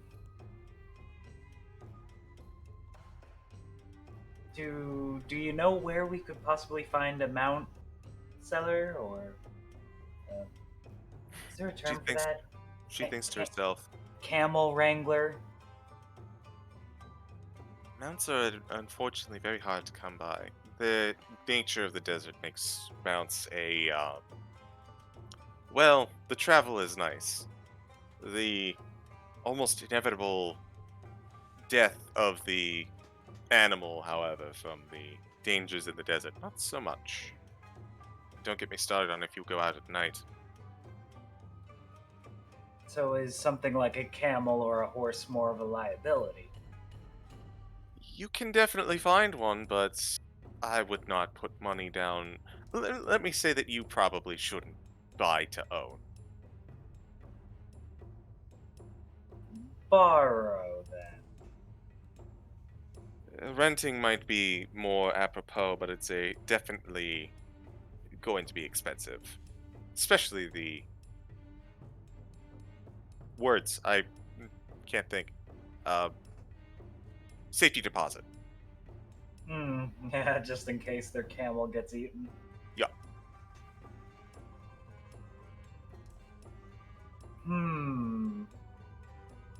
I think we should reconvene with the others and get their opinion. What say you, Yeah. Lucy? Oh, okay. Yeah, and when we do, maybe go look for this Yuan T girl. Yep, that sounds like a good idea. Yep. Okay. So, let's meanwhile transition back on over to Union and. I'm just imagining a checkerboard wipe. Of course, it would be a checkerboard wipe. I'm the only one who thinks of the Transformers transition. It goes from a white square to a black square. So Union and Midas.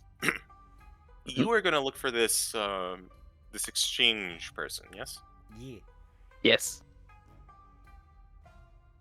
It almost takes Abna you. Katz. Yep. We got a name. It was Abna Katz, right? Abner Carson. Carson. Yeah, that's it. You head on out in the direction that you were pointed to. It looks to be kind of on the outskirts, and for a money launderer, you'd think it would be a better looking place than this, but it actually kind of looks like a bit of a ramshackle facility. Kind of like one of those 1-4 square houses that you kind of see out in the desert. A pueblo. In a thank you. I will not remember that, but I'm thankful you reminded me. So, you head on out, and you find this place kind of on the outskirts, with a sign that just says exchange rates available. This appears to be the place. I would say so. All right. Not As you- surprised. Not surprised to see it so like unkept. Apparently, people do not like whatever the business this man is doing because it involves gold. True, he is trading in a currency that is not traded in. Dwarves would find this foolish. They might have a reason. However it is, might as well go in. Quickly knock on the door, and you hear kind of like shuffling, odd shuffling. It's hard to exactly tell, but there's something off about this man's walk. As he kind of approaches and opens the door, you see this dark-skinned human with a rather wide, like Indiana Jones style hat, currently with one hand a cane, and his other hand missing. Oh, The arm seems to be gone, and an empty shirt sleeve in its place. It's like how old does he look to be? probably in his mid-30s. Hmm. He looks out and says, I haven't had any new customers in a hot minute. I'm gonna go on a limb here. You just blew in from out of town, right? More or Yes. less. That's the only clientele I get. Come on in. That gestures you inside to where what looks like it's a very simple setup. Like, it is a desk, 2 chairs, and then a door behind him. So, he kind of takes a second, kind of sitting down, especially because of the cane. It's like, what can old Abner do for you? Well, apparently the obvious business here is money exchange. Yep. I'm gonna limb here and say, you need gold. You need to trade in your gold. Yep. Yep. Would you know by any case why people consider gold cursed here? Oh, I can tell you that exactly. The gold kills them at night. Or rather, the creatures coated in it kill them at night. Pardon? Call it curse. The gold that walks. Apparently, if you rest in the evening and you are not careful, creatures rise up from the sands, drain the life out of you, and take your valuables. And they seem to have a special affinity towards gold. Hmm.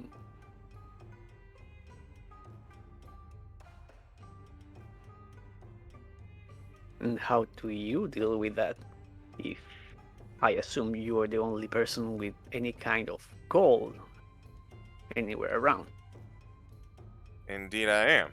I have my connections to a couple towns south of here where they're more sensible about the value of currency. So I make a bit of a lucrative business, but it does not make me especially popular in town. He kind of gestures to the location that he is currently in. Still, we see enough out of towners that a lucrative business can be held up. I'm not gonna hold anything against a man doing his business, and that business does benefit us right now. So, my friend and I would like to exchange. How much are we thinking? All of it? Currency is still currency. As Mhm. Union places down their bag of 100 gold. Alright, so that would be, do you want this in platinum or do you want this in silver? Half in platinum, half in silver. Alright. Let's see, Sounds reasonable.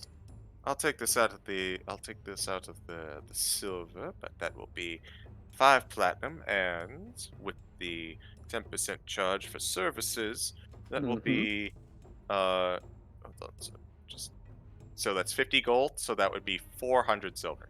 Okay. Okay. I will go through the same. Alright, same deal. 400 silver and 5 platinum. Mhm. Is there anything else you need of old Abner? We will most likely return with our companions. I will be eagerly awaiting. But besides that, so I get that you do a fair amount of travel, considering you make your profit with the gold you get here on the towns nearby. How familiar are you with the desert, the bed of light? Familiar enough to know that it took my left arm and my good leg. I didn't get too far into it. Got set by some sand drakes. After that, well, I wasn't exactly in fighting shape no more. Any warnings you would give to anyone thinking You of hear braving the sands? You hear the ground rumbling. You're probably already in its trap. Sandrakes are a particularly nasty lot. They're ambush predators, and they have a potentially lethal poison. It's not especially fatal, but it is binding, we'll say. And he kind of gestures to the left arm that is not there. I had to do this out of necessity rather than a unfortunate accident. And he kind of gestures to his bummed up leg. They still couldn't get all of the poison out. Some of it is still damaged. I am very sorry for your situation. Your condolences are appreciated, but a bit wasted. I've come to terms with my situation, and I'll accept my current lot. I can respect that.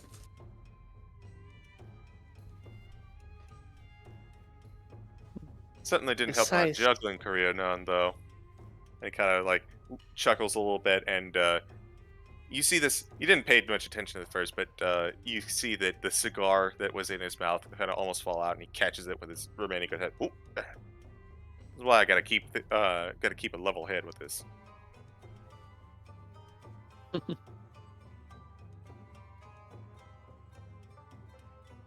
And any strange news coming from the desert? Like anything out of the ordinary that might have been happening as of recently? Recently, Yep. nothing major. There's a bunch of local legends and archaeological hootenannies out in there, but I'm not the right person to tell you about that sort of thing. I have not been out in the desert for years. Fair enough. It's been good doing business with you, my man. Thank you kindly, gentlemen. We will bring you some more customers. I would highly appreciate that. And without any, if you have nothing else, this would be a good time for the party to rejoin. Mm-hmm. I'm down for that. Okay. Yep. Mm-hmm. Yeah.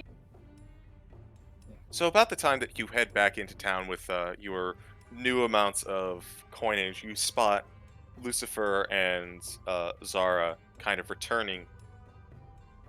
Your eyes meet up, and you just kind of instinctively meet in the center, around where the statue was. It's easy to spot Zara in a crowd. She Yep. stands like a heavy Yeah. tall above everybody. Statue on a pedestal, Zara next to it, similar height. Well, no, I just imagine even if there were people on par with their height, we'd just see the horns like shark fins. Yeah, exactly. Dun. Dun. Anyway, any luck with provisions and what was the second thing they were getting? Sorry. Equipment, brain. just stuff. Yeah. We encountered an interesting problem. Gold is considered cursed here. Is this Zara's one of those taking- religion things again? Zara's taken aback by that. Like, what? Is that More why than they asked considered. for silver at the tavern? Presumably. I guess cursed might not be the right word, because apparently there is a tangible cause for it. There are things that come at night looking for valuables, and gold seems to attract them. That's why the locals do not like gold at all. They consider it bad luck to carry it on your person. It's inviting, whatever these things are. Well, that's not good. Uh-huh. What kind of thing just hates money like that?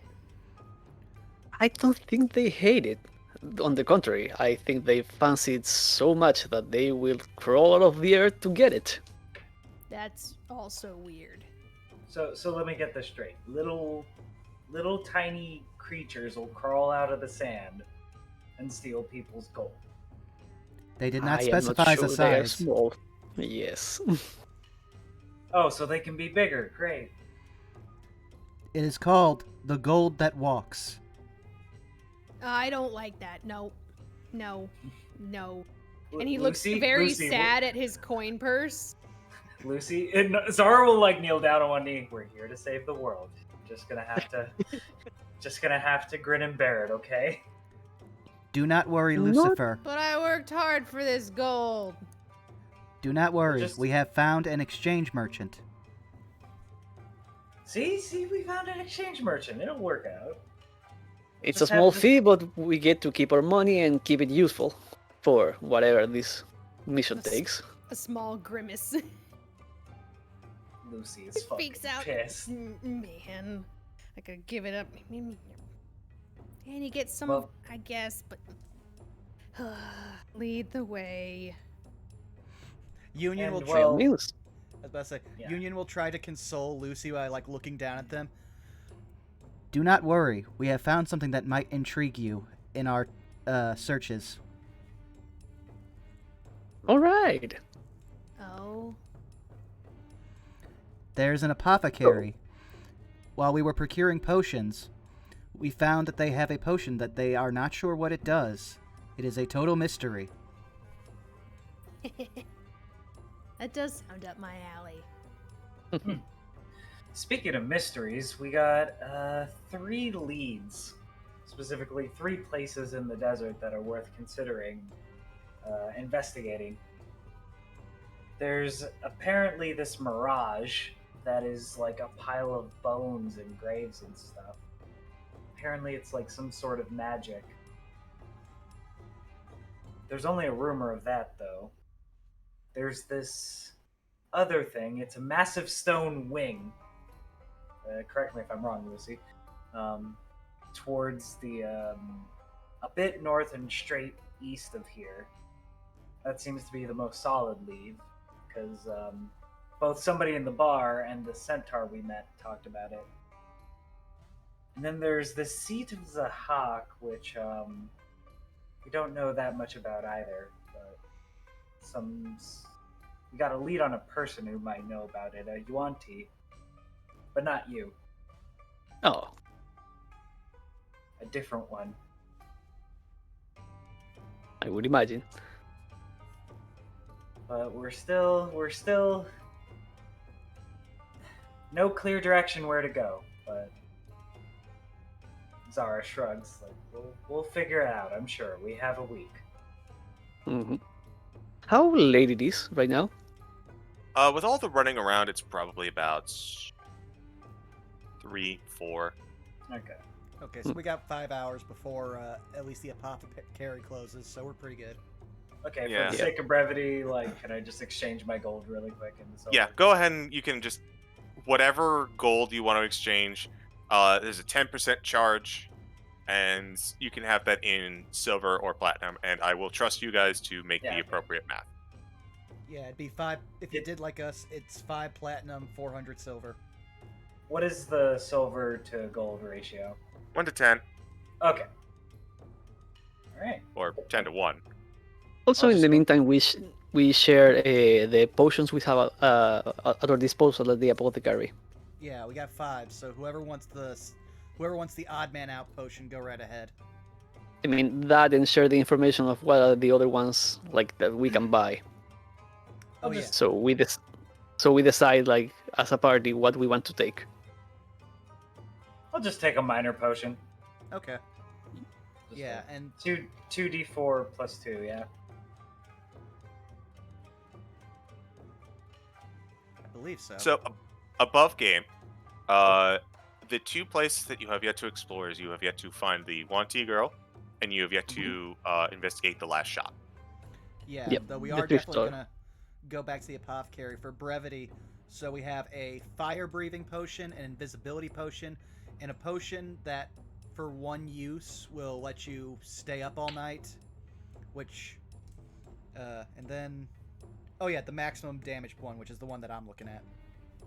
And the greater healing potions, we didn't took those either. We Yeah. just took the minor healing ones. Yeah.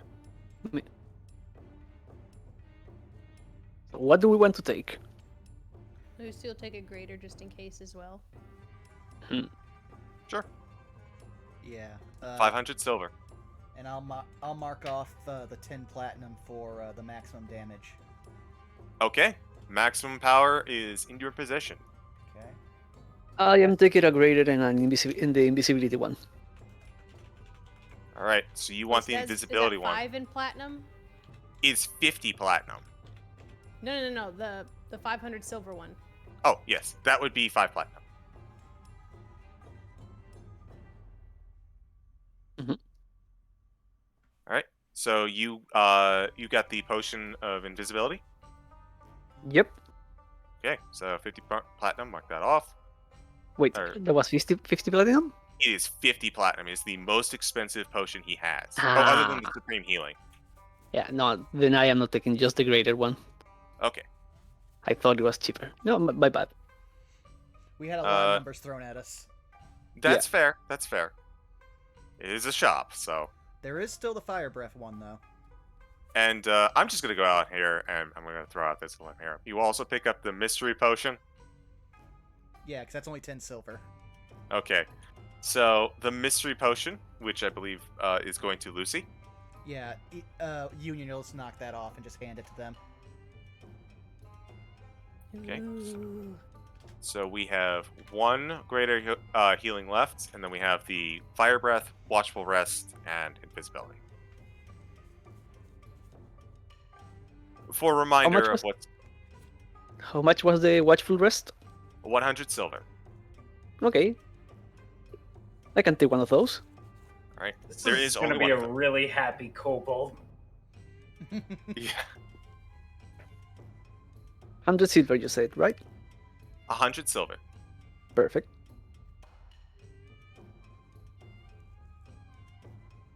And then that leaves the fire breath and 1 greater healing of what you guys are interested in.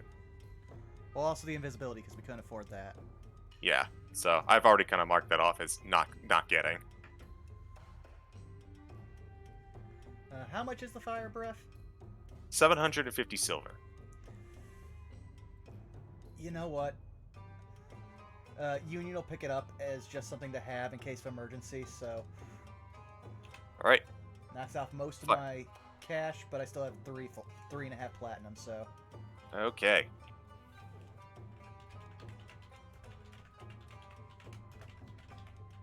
And is that it for everyone? Yeah. So now, do we want to check out the thrift store or search for the Yonti?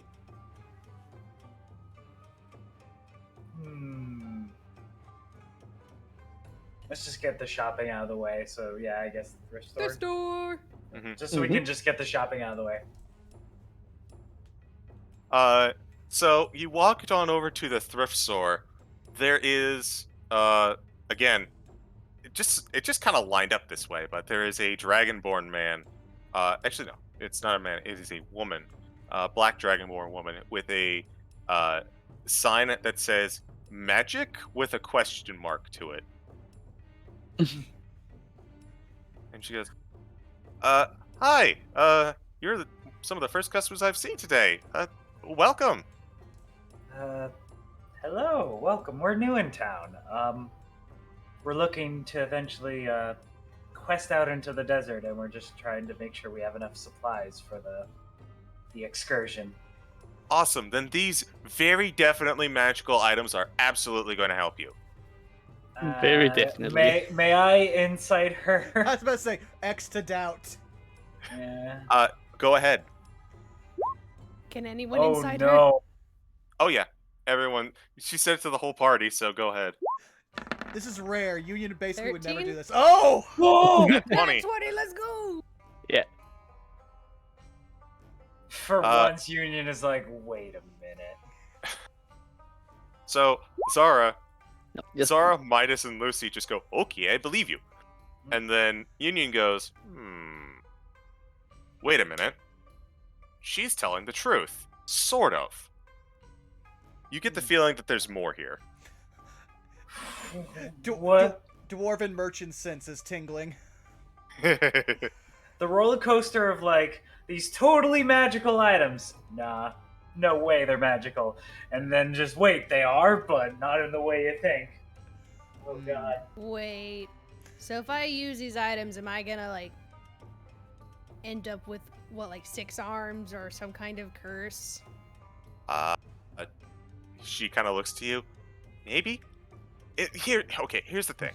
And she just kind of takes all of the items, which at this juncture consists of a large coat, not like a major one, but like a thin one, a long sword, a bag of dust, a stick, and a patchy cloak.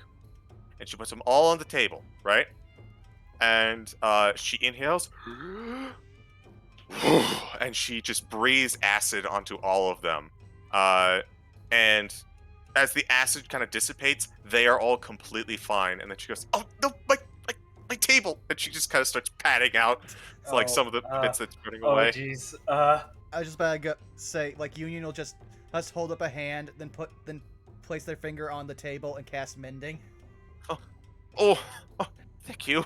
I sometimes look before I leap. Actually, no, I take that back. That was my other warlock. I can't do that. My table! No!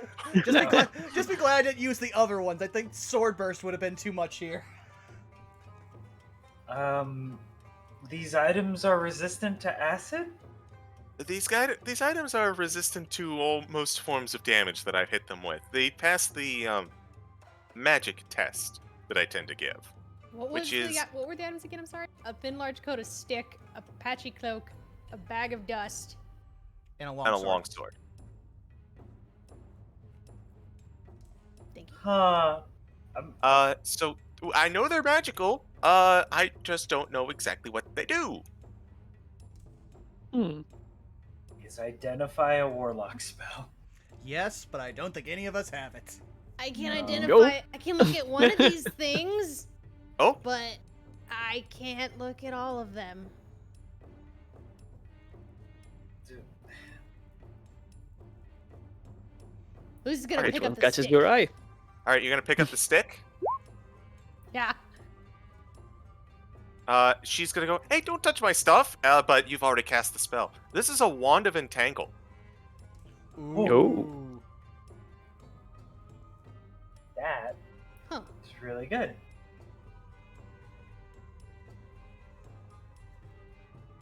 Well, what is it, Lucy? You can trap a bitch with this. How much do you want for it? Interesting Uh, description. What? You can trap somebody with it? Yeah, this stick knows that entangling spell. That's what the stick does.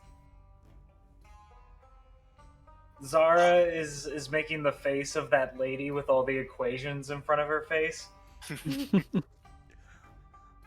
Oh, that's good to know. Says the Dragonborn woman, and you see her kind of like pick up the sign that says it says 10 platinum on it that was in front of the stick, and she just kind of crosses it out, and now it says 20 platinum. Ah. Yeah, So that's the downside. yeah, in Union's head, they're just like, Lucifer is a terrible merchant. So I did Nah. help you find that out, though. I would say our little friend here deserves an appraiser's fee, discount. or an appraisal fee. You know. Can we argue advantage on this persuasion check?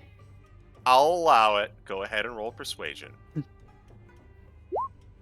23. Oh. Ooh, a 23. Damn, that's almost a crit. She sighs heavily. She just kind of takes the sign and puts it back, and then she brings out a new sign. I mean, and I'll puts give it... you 15 plat for it. Well, I mean, I was going to write 10, but okay, I'll take 15.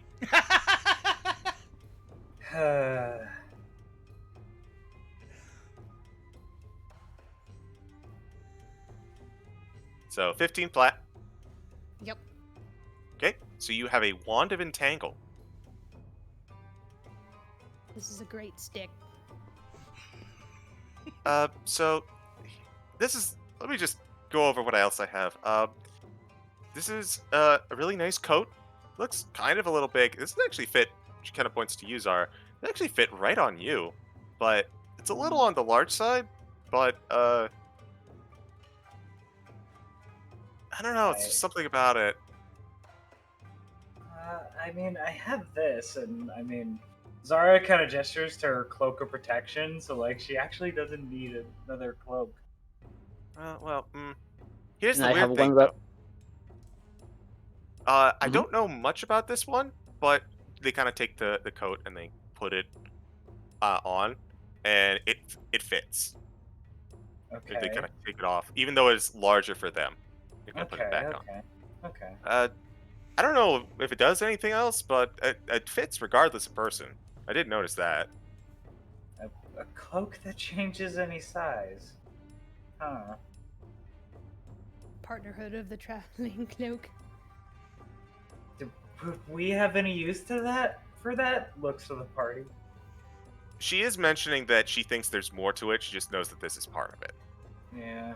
I was about to say, Union would be looking at the actual patchwork, like, cloak that, besides the coat, the, actual cloak.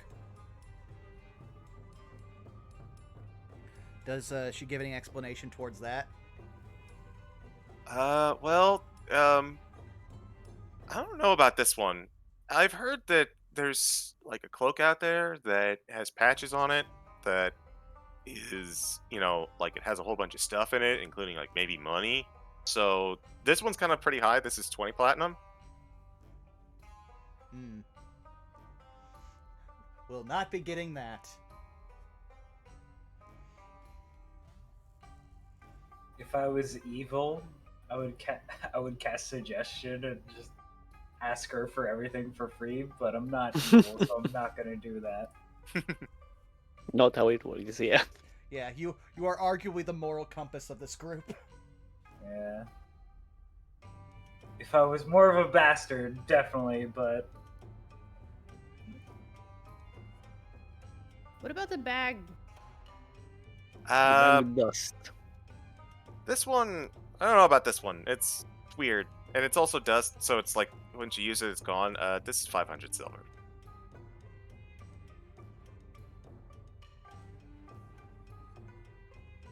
I'm happy with my purchase. He says just using the stick to poke things. How much was the cloak? This one, this is 5 platinum. Oh, the cloak or the coat?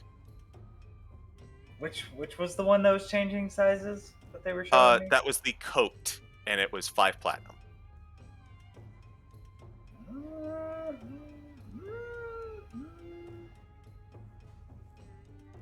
Can I try it on? Sure. Here you go. Alright. Can I try it on? How do I feel? Do I feel anything different? You feel like you're wearing a nice coat. This actually looks like, upon further inspection, it looks kind of like a trench coat. It's the code of one more question. One more thing. Oh, come on, CG. I was giving you a Columbo reference on a platter. Hey, Not... I can do 2. I can do 2. And I can... It's clearly magical because it took the acid damage and didn't, like, die. Fuck it, I'll risk it. Yeah, 5 platinum, sure. Okay, 5 platinum, and you have large coat with a question mark. Large coat, question mark. Because why not? Okay. And if I can attune to it, I will. Okay. How long is attunement? An hour. Okay. Yeah. So basically, if we take the most Warlock thing ever, a short rest, we can attune. Okay. It's almost been 4 hours and we haven't taken a short rest. Shakes my head. We're like Warlocks on caffeine at this point. Yeah. All right. So, you have a large coat. Yep, I marked it down. Does my AC go up at all? I can't tell you that. Okay. So, does anything appeal to anyone else? We've got 2 purchases. There's still a longsword, a bag of dust, and a patchy cloak. I'll be taking dust. Sure. Okay. Bag of dust going up for Midas. That's You're not gonna huff it, are you? who knows? Might be fun. That isn't drugs, is it? No. Who knows? Listen, if there's such a thing as magical drugs, I want in on that. I kind of do too. We'll let you know after I try it. Zara just like rubs her temples, just like, I'm mad. That's just bad. wings. I'm just disappointed. Just disappointed. I was gonna laugh when Citrix snorts a dust of deliciousness. Ah. All right, and so the only person that has not made a purchase is Union. Yeah. Of the things, the only thing that appealed to them was the cloak, and having spent all the money on the potions, I think Union's pretty well taken care of. Okay. In that case, she goes, well, thanks for getting rid of this. Thank you for your business. And she just kind of looks, so just spread around that Onyx has the good goods, right? Onyx, that's me. I'm Onyx. A pleasure to meet you, Onyx, and we will be sure to make that. Thank Thanks you. for the stuff, Onyx. You're welcome. And Lucy's And gonna she's poke just kind of, Midas with the stick. Hey, As they careful with walk that. out. Oh, before we leave, yes. have you heard of another Yuan-Ti walking around here? Not him, a different one. Why do you keep making the... No, whatever. That distinction's important, is all I'm saying. Oh, you mean Nayla? Yes? She came by here a little bit ago. She's a regular around town. She was looking at my wares, seeing if there was anything she wanted to... She said take a gamble, and I tried not to be offended, but that was kind of, I know what I am. Do you know where we could find her? She ran off? Let me think. She might be at the statue right now. If you're looking for that. Of So- that cat with no hair on it. Yeah, she seems pretty fascinated by that one. Okay, well. You got a thing I against cats with no hair? just never seen it before. Whoa. Yeah, sorry. Sorry, I dropped a guitar. It's the guitar of breaking. Yeah, I was about to say, you just look at Lucifer and go, shaved cats are rather irregular. Hey, not all of us can be puffballs. I'm actually very lucky, though, especially coming out here. I That wonder fur would not help if- me. If we shaved you, would you be more comfortable? No! Okay. I'll be more likely You to know, we haven't tried sunburn. yet. Union just lowers a, I No! was about to say, Union lowers a razor that they just got out of nowhere. I'm sorry, Union. We'll find a different cat to shave. Why must you shave things? Why does my party want to shave cats now? What have I done? I don't know. Okay, so I'm gonna give you guys an option because it is a little late. Mm-hmm. We can either meet with the Wantee, or we can put that off until next time, and we can attune to the coat and find out what it does. Coat. Yeah, sounds like a good stopping point for now. We can leave the Yeah, Yonti for next session. now would be a good stopping point. So yeah, let's Okay. find out about the coat. All right, so I'm so glad you guys picked the coat. Thank you. I swear to God, if this is a code of like you're vulnerable to all damage, I will. This is a code of I hate my players. No, I think you're gonna like this one. Okay. So, you take a little time. You just find a kind of like a shady corner, and you spend a little time just kind of getting in touch with this magical artifact, and kind of figuring out what it does. An hour passes, and the second that the attunement does, Zara, you're normally what, 7'4"? Yeah. Something like that. Yeah. Very. As big as I possibly can be with like medium. You shoot up to 9 feet tall. What the Exactly. Oh! Well, we All now have wanna Lady do Z. is see you You see turn it's into turning to a giant woman, a giant woman. Here's the thing, though. I can fucking fastball special Lucifer right now. At this point, Here's you the can thing. fastball special Midas. Well, hold on. Why me? You feel very weird. Uh-oh. You take a few steps and you feel like you're on top of something. You immediately, boom, you fall forward, and as you do, 2 miniature copies of you fall out. What the fuck? You also notice that yourself are now shrunken to about 3 foot. What? So, this is the Cloak of Mischief. Many Zaras in Aw. a coat. It is basically the three of something in a trench coat artifact.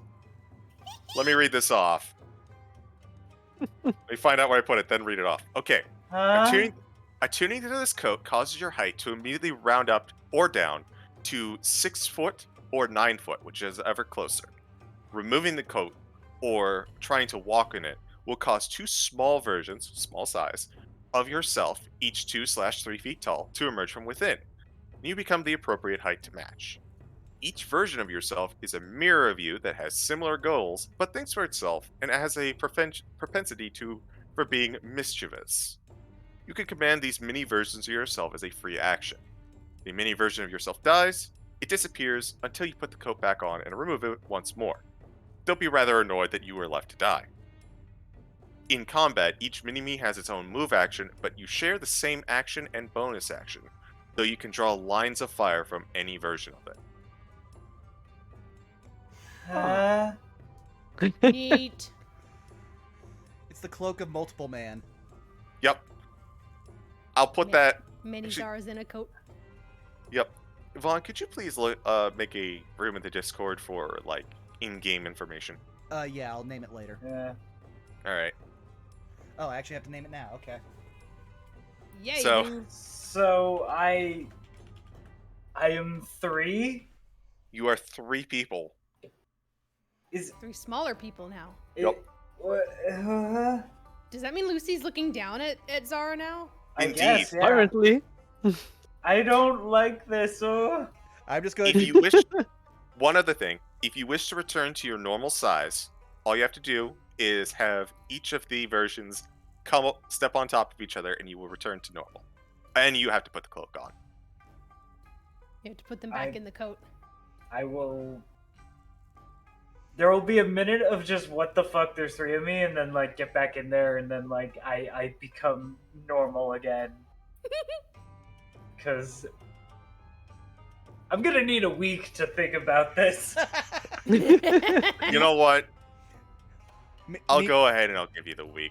Yeah. Let's take it and call it here, guys. Yeah. The one second. Last thing before this, Union is just Okay. going to look to Midas and just go, "Is this how tieflings procreate?"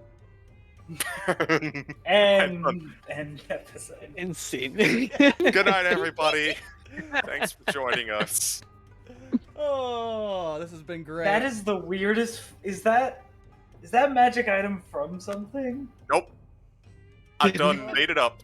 I love it. You need to understand, CG also helped me, like, troubleshoot and create all of the pact boons we work with. He is just as devious, if not more than me. Ah. I'm so glad to have overloaded I love Thero. it. I love it. Just big lady gets taller. Whoa, what the fuck? Falls over and becomes small. I'm thinking about the existential crisis of having your conscious split 3 ways. It's kind of like a semi-consciousness. It's not like you, but in 3 different angles. It's more like you're the main head, and the other 2 are like, "You got it, boss," and they're just gonna run out and do stuff for you. That doesn't make it better. That's am I? Ugh. I'm sorry, all I can think about is... Are these living creatures that I'm? Ugh. Think of them as your children. No, that's No, that's us. We're just making it so much weirder. I love it. All I want to say is, now I just want to see art of Zara standing in a trench coat saying, "I'm going to the stock market to do a business."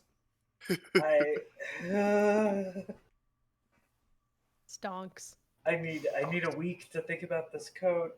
You have a week to think about this code. Where did you post like what it does? In items and notes. Okay, Yeah. Code of Mischief. Okay. Okay. All right. Good. Thank you, CG. Thank you. You're I got welcome. a stick. For one for the item and 2 for DMing. Thank you. Yeah. This is a fun This session. is a fantastic ride, CG. So that wand of Yes. entangle, how many times can I use that? Let me look it up. That is an official item, so let me double check. Yeah. Is it wrong that I didn't even want whatever item, like, magic ability the cloak would have given me? I just wanted it because Union is very comfortable in hobo clothes. The wand has 7 charges. It costs 1 charge to use Entangle. It gets 1d6 plus 1 at dawn, and like with any wand, if you burn the last charge and roll a 1, you roll a d20. If you roll a 1, the wand just dies. It is a spell save DC. It is a set DC of 13. But honestly, it's a wand, and y'all are warlocks. So good. Good. All more good. So we didn't do a lot of very warlocky shit, but trust us, chat, we're preparing for a lot of warlocky shit when these group are going to venture out into the bed of light next session next week. All right. Yeah. Well, now it's time to go around the horn. So we'll start with our DM extraordinaire. CG, where can they not find you? You can find me nowhere because I don't much care for social media, but you can also find me on one Farting Tarts channel every Sunday for War of the Shattered Sun, and also every other Tuesday for the Curse of Strahd, where I DM there as well. You can also find me on this channel, obviously for this, but also every other Saturday for a Strixhaven campaign, Saved by the Spell. Yes, Tart, you person in chat. But that's it for me. Let's toss it on over to Citric. Me. Hi, I'm Citric. You can find me on Twitter at CitricKing, and not doing much, but I'm there. True. Follow That'll be Though I do also... Give Hi, him fun. money. Yeah. He does cool art. Yeah, like I was going to say, all of the art that you see here currently on screen was provided by Citra King working like a madman. And oh boy, like, again, it just came out so fantastic. This is probably the best my stream has ever looked. It looks really good. Oh yeah. Happy to provide. Then I guess we'll move it right along over to Punk. Where can they find you? Y'all can find me on Twitch and Twitter mostly at punkyarddog. I'm very excited for the Dead by Daylight dating sim. I'm excited to play that tomorrow. Another game also got released soon that I plan on playing soon. It's like Cult of the Lamb. Yeah, that just Oh, dropped I've heard of today. that. Oh, yeah. Excited about that one. I need to play that. That's probably going to be played next week because I think my boyfriend got it, so I'll probably have to snag it when he's not using it. But that's me. Pharaoh. Yeah. You can find me over at twitter.com, theropod_art, twitch.tv, theropodart, no underscore there. Commissions are open. I'll draw your D&D character. I'll draw the weird furry stuff. For money, I'll do it. Do it on my... Just find my email. It's on my pinned tweet. That's it. All right, and you've already found me here at twitch.tv/BurnoutVaughn. You can find me on Twitter and YouTube at BurnoutVaughn, where I will be uploading the VOD of this episode. So I noticed some people joined us midway through the session. So if you want to get caught up, don't worry. In about a day or so, I'll have this episode up for you all to enjoy there. And as CG mentioned, we have multiple D&D streams here on this channel. Every Tuesday, we have Cholta Personality, our Tomb of Annihilation game, DM'd by Milla Ninja with myself, DeLuna, Choco Zombie 101, Draco Magnius, who's here in chat, as well as Caitlin C37 and Hey Mr. Rabbit. Then every other Saturday, we do have our Strixhaven game, Saved by the Spell, where Bob, stop taunting otherworldly beings while high. We're not going into another extra-dimensional vortex to save you. I hope. But aside from that, I'm also playing through various games, still going through the Kasane route of Scarlet Nexus, and hurting our brains with the fact that half of the people in our party are potatoes and the other half are robots. Nobody has a well-adjusted personality except for Segumi. And then we're also probably just about to beat Bravely Default, and once we do, we'll be hopping on into Digimon Survive, because I haven't been able to play a good Digimon game since Digimon World 2 on the PlayStation, and I can't find a ROM for that, so we're going for the next best thing, folks.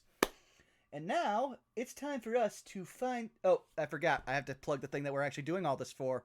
So, we are doing Pact Tactics here as a way to promote the Pact boons that I, CG, and Citric have all worked on. So any bits and subs during these streams will go towards making this publication, Finn Rook's portfolio of patron packs, available on DM's Guild and Ko-Fi. So keep an eye out, but take care of yourselves first before you hurl money at me. So now it's time for us to find somebody to raid. There's a lot of people on. Yeah, I see Monty, I Cherry, have a and few, Rabbit. yeah. I say Rabbit. Rabbit! Yeah. Yeah, let's go Yeah. get Rabbit. Alright, give me one quick second here. Thank you for the last minute 100 bits, Bun. I know we have basically just given you your obsession for the next month, so glad to provide. Okay.